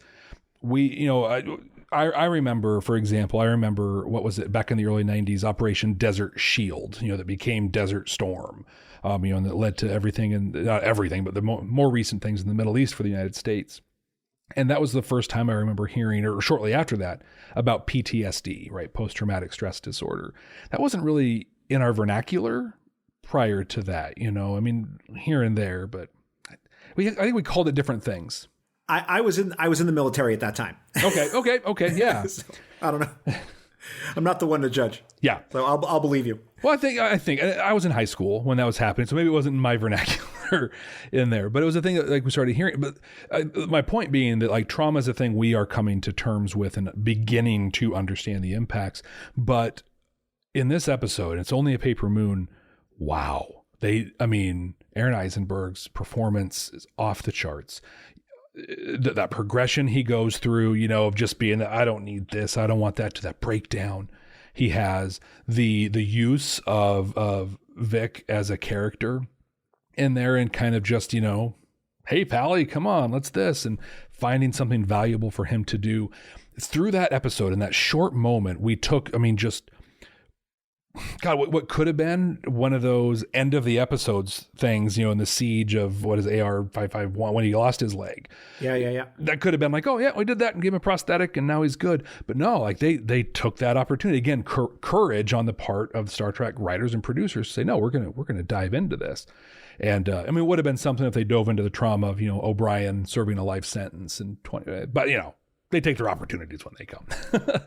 But in this case, yeah, I think it was just such a great examination of what people go through. And those moments where Jake just doesn't understand, and how come you can't just do this? And why don't you that? And for people that have been subject to trauma, who've experienced and survived trauma, that's what they experience, are other people not understanding them and actually giving them a hard time and, whatever, when it's like they're actually suffering through a thing. And we saw excellently acted suffering. We saw, a path to recovery that was built. This was a very powerful episode. I remembered watching it and watching it with clenched teeth almost right at the beginning when he's getting off the shuttle and they're all sort of standing there. And I'm like, don't do this. Do not do this. Do not do. Oh my God, they're doing it. Yep. Right. It's like, this is the worst possible thing you can do for people that are in this situation is this. Right. And I almost wanted Ezri to kind of say something like, let's all just not do this. Like, let's just have something even more low key, let's just bring them and, let's just not make a big deal out of it because he will not want that. Well, I think too, there's a real lesson there, right? In intention. They had the best of intentions for that, but wow, it sure didn't go well. And, and so there's a lot to be said for that. But I think that what wasn't necessarily addressed really well, and you said it there, was just like that moment of them being like, oh, I'm sorry, right, for doing that. Here's what we wanted to do. But I think especially you're a veteran. I was in the Navy. I was on a submarine. Part of why balance. Yep. Oh, really? What? Okay, now we're going to flip it around. What'd you serve on? Where were you? I was a nuclear electrical operator on a fast attack. Ah, okay. I was a navigation ET on a fast attack out of San Diego. Oh, fantastic! I was sublant, so I was out of Norfolk. Nice. But it is what it is, man. Right. One of the things I find is that having been on a ship and knowing how things operate on ships, not that I expect the manuals are the same, but I always kind of get taken out of the show when there are things like, I don't think that would work like that, or that's not how that would happen.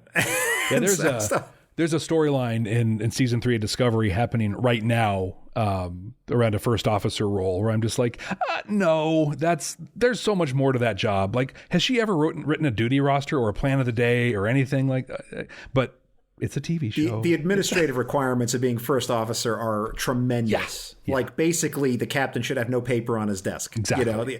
The first officer is the one who walks in there with everything ready for signature, right? Mm-hmm. And the captain just signs stuff, right? Well, and we saw that's the thing I loved in Chain of Command, right? We saw it where Jellicoe was just like, do this, do that, change this duty roster, make it like this, and Riker's like, whoa, this isn't how I worked, but that's his job, And so, yeah, I watched through my military lens, and I'm like, wow, this is not like. I'm not okay with this. I get it. I'm not going to go rail about it on Twitter, but just in my veteran's mind, like, this is not how things go. Yeah, I'll give you an example from another show. Did you watch the Battlestar Galactica remake? Oh, yeah. Yeah. So there was an episode where one of the pilots was fixing his own ship. Yes. I think it was actually Starbuck. And I know exactly how that works. And I'm like, that would never happen. Yeah. That would never happen. And not because even the pilot wouldn't even have good intentions, but it's just that, first of all, the CAG would be walking by and like, don't you have something that is better for you to do? Mm-hmm. That's one thing. Right? Second thing, when's the last time you were trained on this equipment? Answer, never. Yeah. Third, there's some enlisted guy whose job it is to fix that thing. And if you break it as the pilot, they're going to be held responsible, not you. Yeah. Right? Yeah. So you are literally taking a risk with somebody else's work performance. And you saying, well, I'm a cool pilot and I do it. Like, that is not going to save that guy. Right? Because whatever you say as the pilot, you're not in the chain of command for that guy who's doing the maintenance. Right? Or lady. And so you are just literally putting someone in the hurt locker, and you're not going to have any responsibility if things go sideways, right? And like, I knew that's how that went. And I was like, oh, I can't watch this episode now because of this one thing that set me off the deep end. Yeah. That's what you get when you watch shows with me, is like these weird tangents like this. Hey, I know. I made a whole podcast out of those tangents. Yeah, it's fine. It's what we do here. It's what we do. So then let's talk about a non-technical episode then to get us back in the Star Trek frame of mind. Let's talk about the Best of Both Worlds Part 3, which for some reason is mislabeled Family. TNG Season 4, Episode 2. So this is the one where Picard returns to his family roots. Now, certainly not a leadership episode, so I'm curious as to where you're going to take us with this one, Jeff. So this is a leadership episode. Spoiler alert. But all right, tell me. It's a leadership episode in terms of self-care.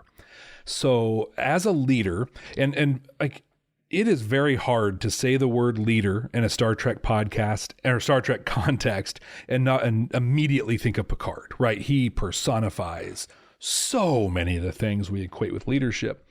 But what this episode did was showed us that he's a complete failure in self-care. And we see impacts in that later on, right? I think like in The Inner Light, when he lives a whole life and he has the flute and he has this, like we see that reintroduced because that's a centering tool for him as it was. But the episode itself, it's great. You know, it's fun to see. There's the fun stuff with Worf, right? And his parents that I think is fun and funny. But as a parent, I watched this episode differently than I did as a child, where just to touch on that Worf storyline, you know, he's just received he's been, you know, the discommendation from the Klingon High Council, and he's, you know, feeling a man without a country and just a complete failure.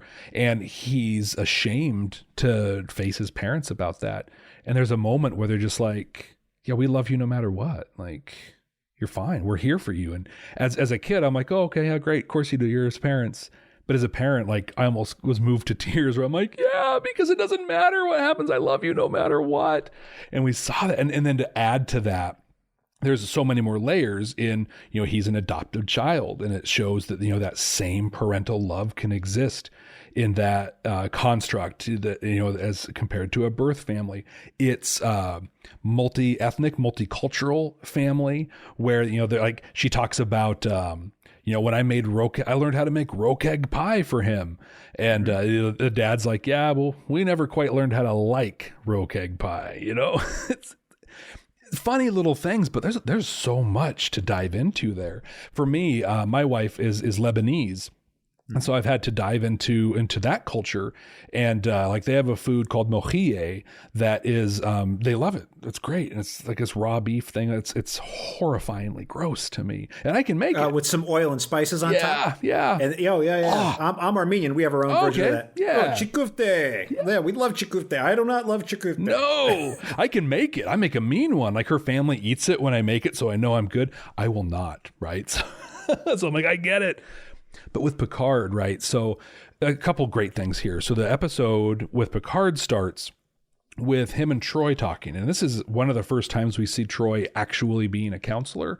And it's great, right? You know, they reference, you know, dreams and nightmares that he's been happening. She talks about the progression of his care and his recovery.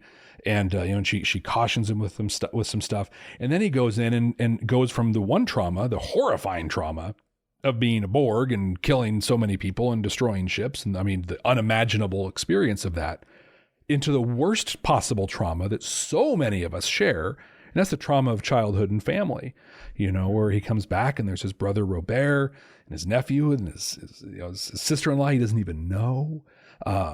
And in the moment we all know from family rights in the mud in the vineyard when Robert and Jean-Luc go at it and they're punching, they're in the mud, and Picard just loses it.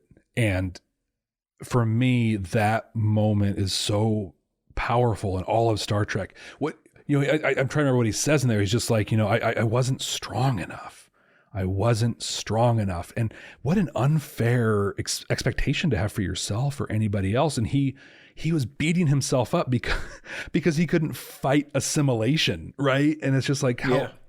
So yeah, so for me, I pulled a lot of leadership lessons out of this, but really specifically in that as a leader, you take on things that are horrifying. You know, for myself personally, right now in the public sector, the state of Oregon is funded primarily through income tax. Guess what? There's not a lot of right now during the pandemic. Yeah, income. So our revenues are way down. I have to make choices about layoffs that are coming through. That is horrible. And anyone who's in a leadership position that has had to make that call before, if you haven't lost sleep over that, then I have some questions for you. But you have to take those moments to take care of yourself. One of the things I often say to people who are interested in moving into leadership, because I would get, you know, these high-performing frontline employees who would come to my office and talk about, you know, hey, here's a supervisor job. I'm thinking about applying for it. You know, can you help me get ready? And one of the things I would always tell them is that one of the things you can never really know about any leadership job before you get into it is how much of the job is hidden from you. Yeah. The decisions that you have to make that will cause you to lose sleep at night, the performance issues that you'll have to wrestle with that you can't even talk about, Meanwhile, half the team is like, well, why isn't that guy doing something about this problem? Meanwhile, you're like working on it with 7 hands, but you can't say anything about it. The kinds of issues that come across your desk, because it wouldn't have come to you if it was a simple problem to solve. Yep. So a lot of it is hidden in what people think it is, and what it turns out to be are often wildly disparate. And so it's often an adjustment. And so having those discussions with people about what could it be like, and what the rewards of the job actually are versus what they imagine them to be, is a discussion that I've gotten pretty good at over the years. It's an important one. I always ask people, why? Why would you want that? And they often talk, I want to make change. I wanted this. And I'm like, well, you're a lot more better equipped to make change in your current position than you would be, as a supervisor or a manager. But, I think part of the appeal of leadership is exactly that. People see what they see is often really exciting, right?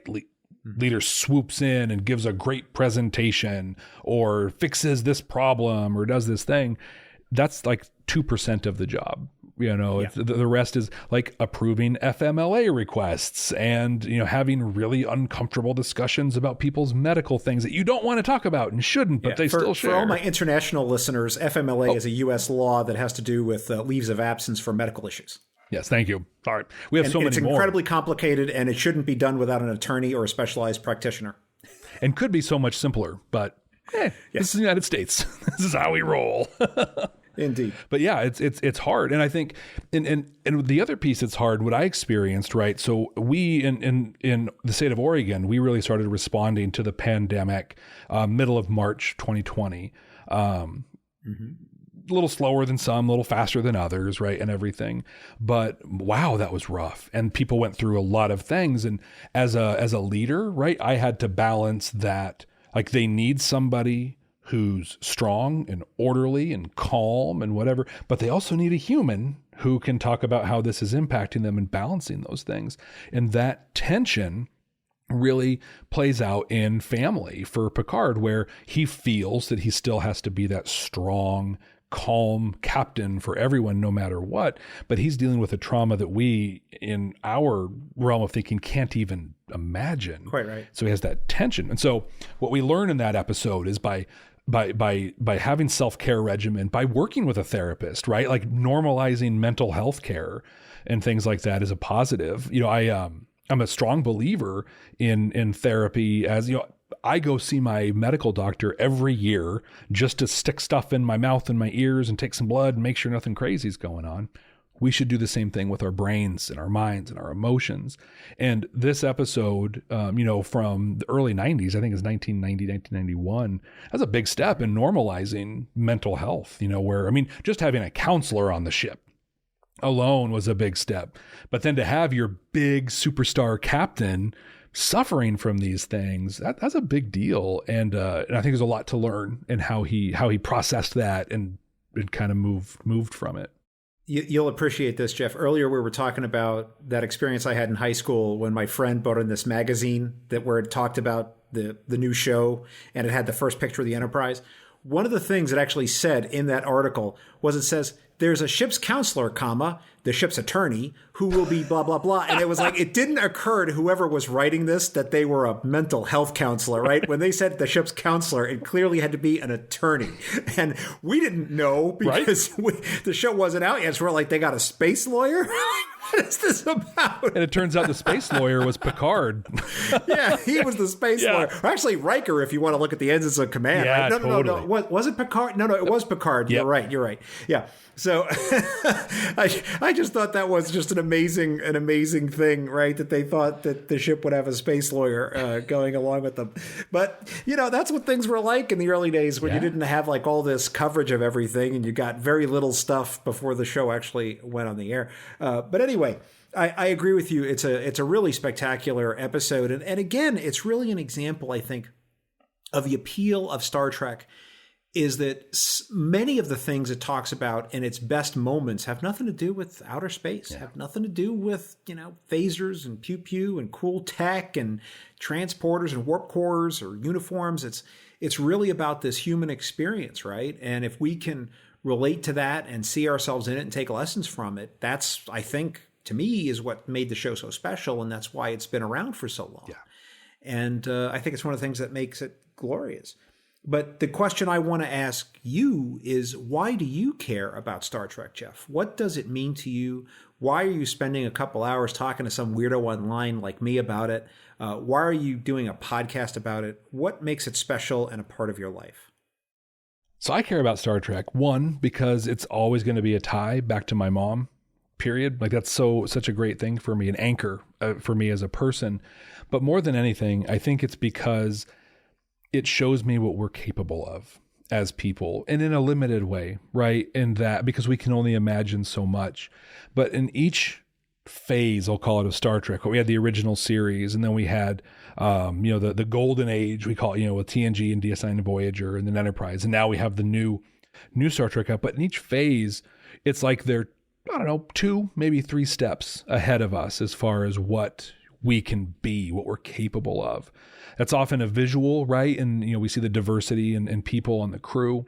We see, and what we're seeing more of what we've always seen is, the inclusive elements, and that people, regardless of anything, bring value to the table. So to me, it's that piece that there's light at the end of the tunnel, but it's also realistic. It's not a pie in the sky, like, oh, everything's going to be great, because it's going to be hard, right? In order to get to the utopia of Encounter at Farpoint, where we don't use money and there's no such thing as hunger anymore.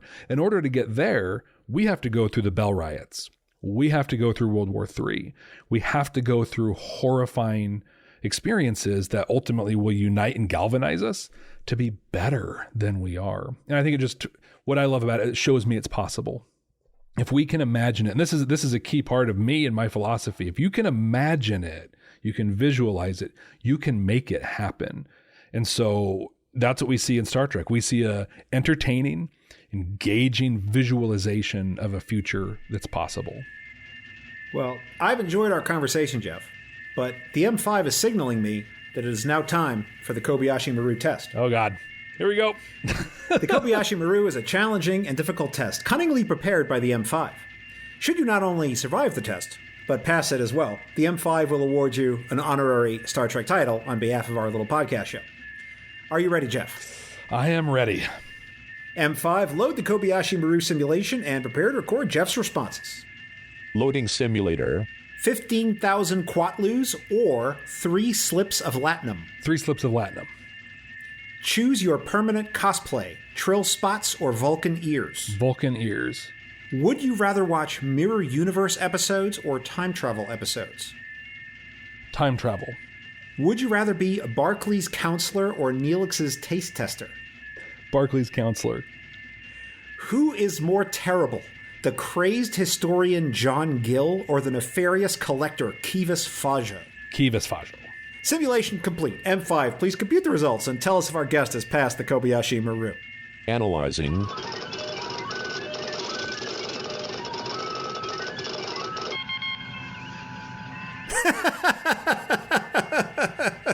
I thought you were gonna go a different way there on the Barclay counselor Neelix's taste tester thing.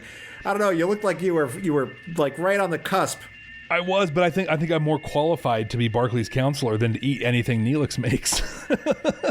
Very fair, very fair. Now, how did you pick between the Mirror Universe or time travel? That was honestly a tough one. I enjoy Mirror Universe episodes quite a bit, but I love getting into the mechanics of time travel. What if they did this? Is it a paradox? Is it a what? Yeah, I eat that stuff up. Very good. Well, Jeff, I am pleased to tell you that the M5 has calculated that you have passed the Kobayashi Maru simulation. Congratulations. Yeah. Wow. And now, the M5, who has analyzed your answers, will award you an honorary Star Trek title on behalf of our podcast. M5, what title shall we award our guest? Jeff is awarded the title of Chief of the Citizens Council on Colony Cestus 3. So there you go. Not bad. I understand I've got a good baseball team. So. They do indeed. And please send me a hat and I will wear it with pride. Absolutely. Jeff, please tell people how they can get in touch with you if they want to continue the conversation or learn more about your podcast or some of the other work that you're doing. I try to make it easy. I'm on all the social media. Jeff T. Akin. That's Jeff. T as in terrific. Akin. And you can look up the podcast. It's the Starfleet Leadership Academy, wherever you get your podcasts. Jeff, thanks so much for being part of Trek Profiles. You're welcome, John. Thanks so much for having me. It's been a blast.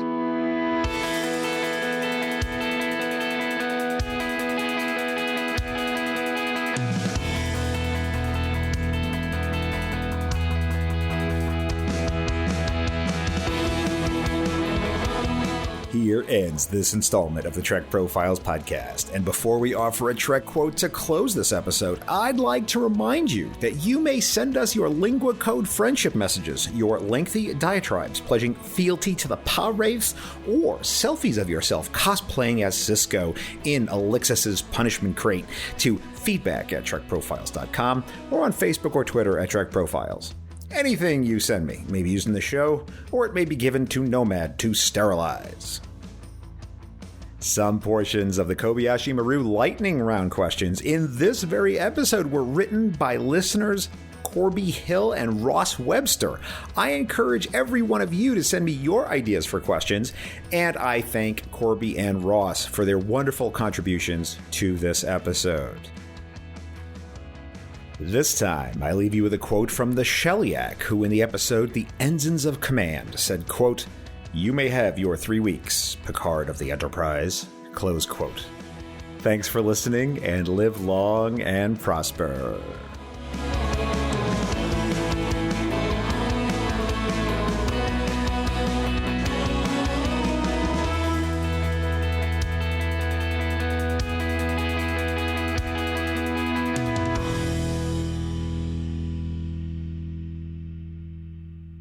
This handcrafted podcast is brought to you by Stars and Sky Media Lab. It's cosmic. Yeah,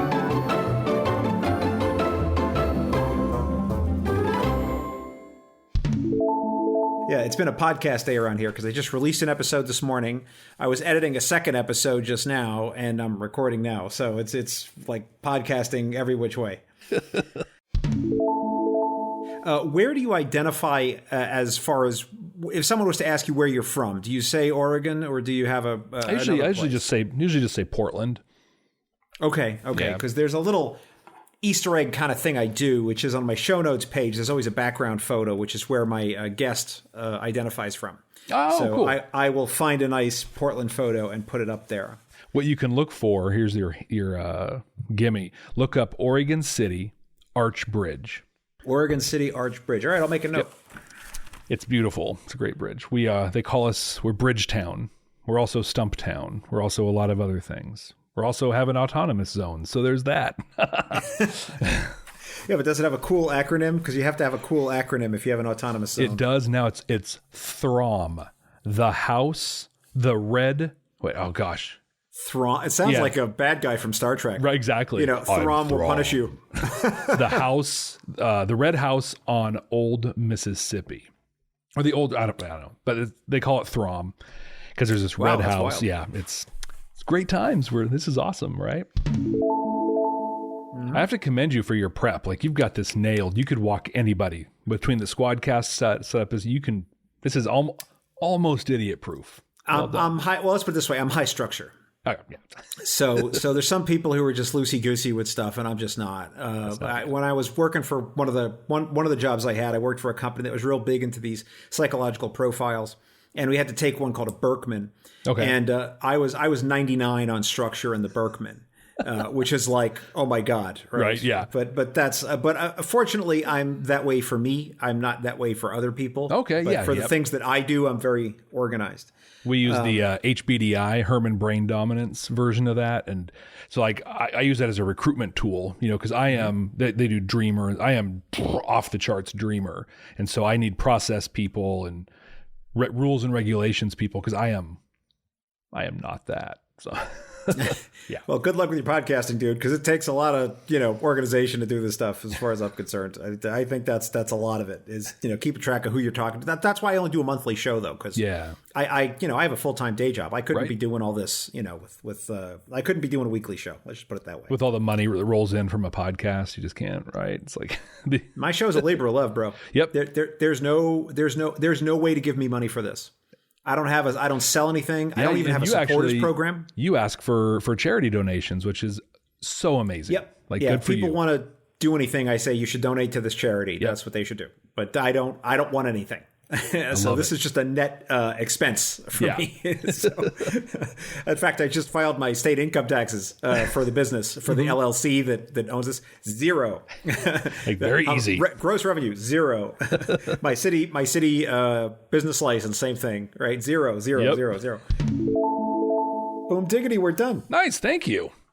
Yeah, that was great. I did not actually write some of those Kobayashi Maru questions. Really? So I've been running a contest where my listeners can send in questions because I've done enough of them that they kind of know how it works.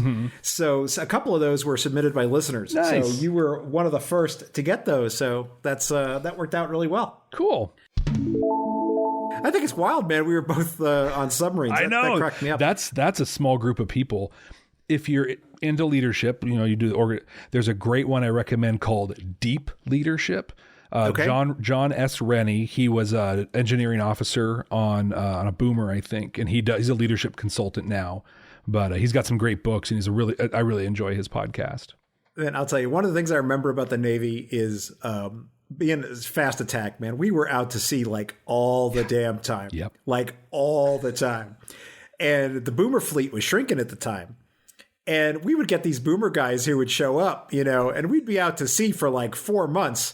And then we'd pull in and they're like, oh, yeah, this is great. So, and I'm like, yeah, dude, we're going back out to sea in 5 minutes, like for another 4 months. They're like, wait, what? It's like, this is how we do, man. There's none of this like hanging out on shore for 3 months. It's like, why am I on line handling twice in the same day? Oh, because we're coming in and leaving same day. That's why. Yeah.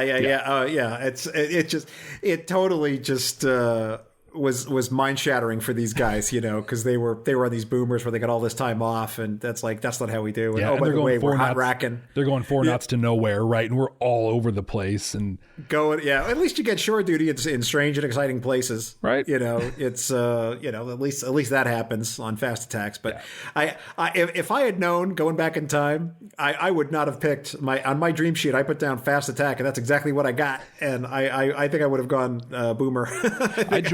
I joined to be a musician. I'm a drummer, and Navy band is top notch, but you have to join as something else and then audition. And so I picked subs because you got $75 a month extra. I'm like, you get sub pay, yeah. Yep. And then when I got in, I was in my A school. They're like, oh no, you're on a submarine. You can't go down to musician.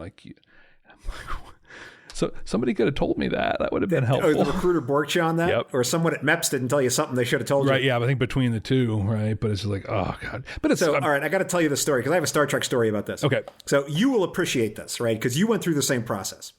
So you know how you meet with your recruiter, they take you to MEPS, you do an ASVAB, right? Mm-hmm. So which is the test, for those who don't know. And then you sit down with like the initial detailer, right? The guy who has all the jobs. Right. And his whole thing is he's kind of doing this car salesman gimmick because he's trying to figure out like how eager are you to get into a car? Yep. Right. So he's got your test scores. So he knows what you're qualified for, but he can put you in anything lower than that. Yep. Right. So and he's also got his boss yelling at him like I need plumbers or I need, whatever. Right. Whatever they're desperate for. So, right. So he's got these other demands, too. So he's always like, so how eager, son, are you to go and join America's Navy? You get to sort of, this is the guy I had. He was one of those, he's like, so let me tell you. And I was like, don't call me son because you're not my father. All right. But he was like, so son, how eager are you to go? And I was like, well, sir, I got time. I got nothing but time. I want the right opportunity. So just right there by saying that, he's like, oh, damn it. All right, fine. Because if you want to go tomorrow, they can take you. Yep. But it's going to be, scraping barnicles off the side of the ship, right? Or you're a fireman. There you go. Needs of the Navy, right? Yeah, firemen who do not put fires out, but who start them, right? That's how the Navy is. Not in the Fahrenheit 451 sense, but a fireman was responsible for keeping the fires going in the engine room to keep the ship running, right? So a fireman is an engine room person. I'm saying this for all the people who don't know who are going to be listening to this. Anyway. So I know I had good test scores, right? So he's going through his little file, and this was in the pen and paper days. Mm-hmm. He put 3 jobs in front of me, and the first job he put in front of me was journalist. Oh, and I looked at that and I thought, oh, this is interesting, But I thought, if I'm going to join the Navy, I want to see the world, I want to go travel. I could be assigned to, like someplace in Texas with this. Like I want to go places. I don't know. I just saw a lot of shore duty in the future of that job. Yeah. And it just didn't appeal to me, right? So then he goes back into the thing and he pulls out something that was like mechanical drafting or something. And I was like, so what is that? And he like, he had to give me the printout of like what it was. And I'm looking at it. I was like, well, this is kind of interesting, I guess. I don't know. I kind of like that. Then he goes in and he pulls out nuclear submarine engine room duty, right? And he puts that in front of me. And I'm looking at the thing, I'm looking at the paper. And I'm like, here's the thought bubble in my head. I'm one of Scotty's guys. I'm one of Scotty's guys. I can work for Scotty. This is Scotty. And I was like, I'm like, be cool, John, be cool. I was like, well, this looks mildly interesting. I might be interested in this. Meanwhile, in my head, I'm like, Scotty's guy, Scotty's guy. I was like, because Scotty was my favorite guy, So I immediately signed up for that because that's what I wanted to do because I loved Star Trek and I loved Scotty. So you're like, okay, here's the nuclear reactor. Where do the dilithium crystals go? Let's. I was so into that. Like I was so into that. And this is the weird part because most people would not appreciate these stories, but I just wanted to go back to the engine room and push. And and do my stuff with the electrical plant and learn the reactor plant and the procedures and look at the manuals. I mean, I loved that stuff. And anytime we were doing like hardcore submarine stuff, like the section tracking party or, see it, maneuvering, set the maneuvering watches, and I had no interest in any of that.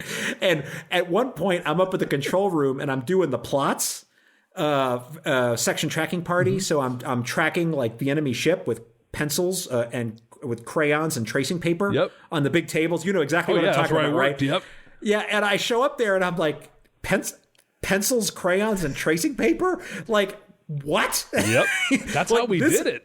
This is literally what we are doing, I mean, having watched Star Trek, I thought there'd be computers and like, no, it's crayons. Yeah.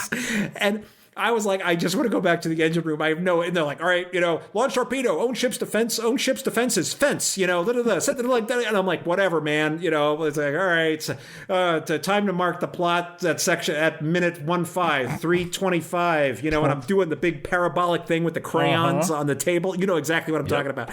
And I was like, can I go back to the engine room? And like, the officer of the watch got so mad at me. He got so mad because they were like, raging about how cool it was they were doing all this. They live for that stuff. Like, that's they're living for it, man. And I'm like, I just want to go back to the engine room.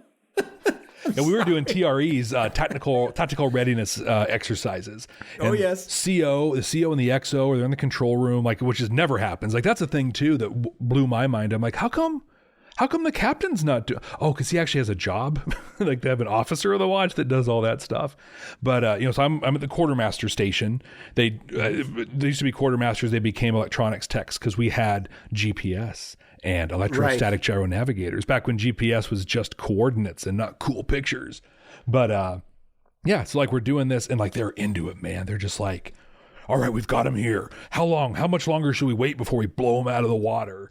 Because it was just, I mean, for us, it was a foregone conclusion we were going to win. It's just when. We controlled the when. And man, they just, this is what they live for. Yeah, people who don't understand like the absolute superiority of the submarine force, like there is literally no defense. Yeah, it's mind-boggling. And to think, I was on a Los Angeles class, and I think and they've got like 2 or 3 classes beyond that now. Yeah, the Virginia and the Seawolf. The Seawolf class and the Virginia class came after that. Yeah. Blows my.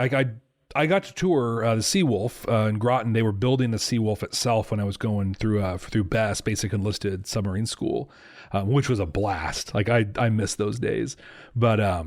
So we got to tour the Seawolf. Unbelievable. Like, I can't even imagine what they're working with now. I mean, it's incredible. It amazed me just how old school everything was. I mean, like you would go back to the engine room and like, we have this nuclear reactor plant and it's all dials and switches, man. like electrical dials and switches. And I am manually shifting the electric plant around with breakers controlled by my hand. Yeah. And well, when you think about like the original series, looked high tech compared to what a Fast Attack was, in those times. Like, no question. Right. Yeah, absolutely. This is one of these things where, having watched Star Trek, like stuff that takes me out of it. So at one point, the ship that I was on, we were doing PCO ops, Prospective Commanding Officer School. So for those who don't know, if you want to go be captain of a submarine, they send you to a school to sort of learn how to be a captain before you can be a captain, right? And even before they pass you from the school, one of the things you have to do is go out to sea and pretend to be captain for a little bit. And that was the ship that I was on was tasked to do that. So we had our real captain, but then like they would have these other captains like try to take the ship through maneuvers and try to do things so they didn't look like idiots doing it for the first time when they were really in charge of their own ship, right? They already got a chance to practice, in PCO school, so they didn't look like doofuses, right? And so we had this one guy who had a long and illustrious career in the Navy, but he had only ever been on big, giant boomers. Oh. Never been on a fast attack before. And it's called a fast attack because it's fast. And so boomers are not meant to go fast. They just are meant to go really slow and quiet in circles in the ocean. That's all they do. So that's all that guy had ever been on. And so he was up there commanding the ship in the control room. I was actually on watch in the engine room, and I was walking down the ladder from upper level to engine room mid-level when this guy, we were going all ahead flank, which means go as fast as you can until you reach a limit. Right? Whatever, because there's like 16 different limits, like reactor power is a limit, seawater temperature is a limit. There's like 16 limits in the engine room, right? Go as fast as you can until you reach a limit. And then that's as fast as you can go. So we're booking, right? He rings up all stop, which means take your foot off the gas. The ship doesn't stop, right? It keeps going, right? Just like in a car, right? If you're going on the highway, you take your foot off the gas, it doesn't stop. And then he has the guy do a turn at a much, much bigger angle than he should have ordered, right? Like turn the wheel a lot. Yep.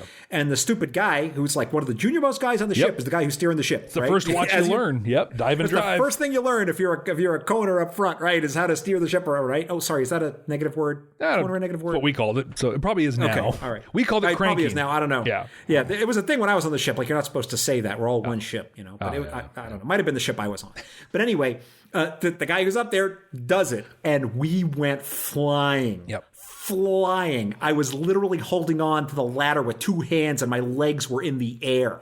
Right? I mean, we did. I think they finally calculated we did like a 40-degree roll. Oh my god! Which like the entire dining room, like went sideways. The officers' wardroom was all set up for a fancy dinner. Oh. And because it was all these prospective commanding officers, they all had to fine china out. Yep. Everything went sideways and got broken, right? One guy broke his arm. I mean, there were injuries all over the ship. I mean, it was horrendous. The broken arm was the worst of it, fortunately. But I mean, so much stuff got broken. Coffee went flying. I mean, but that's why they do these PCO ops, right? Is because you jump into the command chair and this is your first time doing it. You're gonna do something stupid like that. Yeah.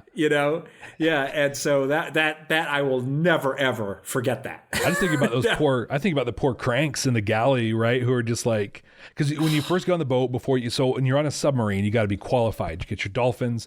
Until you're that, you're a nub, non-useful body. You waste our water. That's right. Breathe in oxygen that could go for much more useful people. Exactly. Right? That you don't exactly rate yet. Make our own oxygen. Like people don't know that. We make our own oxygen. We make our own water. Reverse osmosis. Like it's a thing, right? And so you get there as a nub and you crank. You wash dishes. You cut. I mean, it's just the garbage work in the kitchen. So like all this is falling apart. I remember we did the emergency ballast test, the EBT test, where you shoot up out of the water. And shoot out of the water, yeah. Do the thing, which looks so cool on TV. Yeah, it makes a huge mess if you haven't prepped for it. It's not cool when it happens. Nope. And so I was cranking when that happened. That was before my dive and drive days. And spent a good 2 extra hours after my 12-hour shift helping the next crew clean up the mess. That was great. That was fun times. I've been following the story about the 7th Fleet these days and how they've had all these ship collisions, and people falling asleep on watch and the ships, getting into these horrible accidents because they didn't have good seamanship and, rammed into another vessel. I totally get that these guys are up like 37 hours straight, right? Because that's how the Navy is, right? We were supposed to have 13 people in my division. I don't think we ever had more than 9. Wow. And so we were port and starboard watches. Right? We were supposed to have 3-section duty. Yeah. Forget Captain Jellicoe with his 4-shift rotation. we were 1 on, 1 off, 6 hours on and off. And if your sleep period fell during the day, you didn't get to sleep because we were doing drills or meetings and other field stuff. Day and all that. Yeah, field day and all the other nonsense they made you do. So I mean, we would be up for 30 hours at a time, and that was normal. Yeah, that was like routine. Yeah, when I was a nub and I was cranking, my first underway was 27 days, and I slept a grand total of 29 hours during those 27 days. Because 1, just the work schedule, but 2, I was a nub. If I'm not working on my quals, I haven't earned the right to sleep. And That's right. Yeah. That's why I qualified in 6 months. I did it fast. I was like, this sucks. Oh, well, I'll tell you a funny qual story, right? So before me, there had been a stretch where there had been no new people assigned to the ship. Oh, wow. So there weren't a lot of people ahead of me who were nubs. There had been sea returnees who had been assigned, but before me, there weren't a lot of guys. So there was like a big interregnum, I want to say like maybe 5 or 6 months, because remember, subs are small. We're talking 130 people. And so there hadn't been a lot of new guys.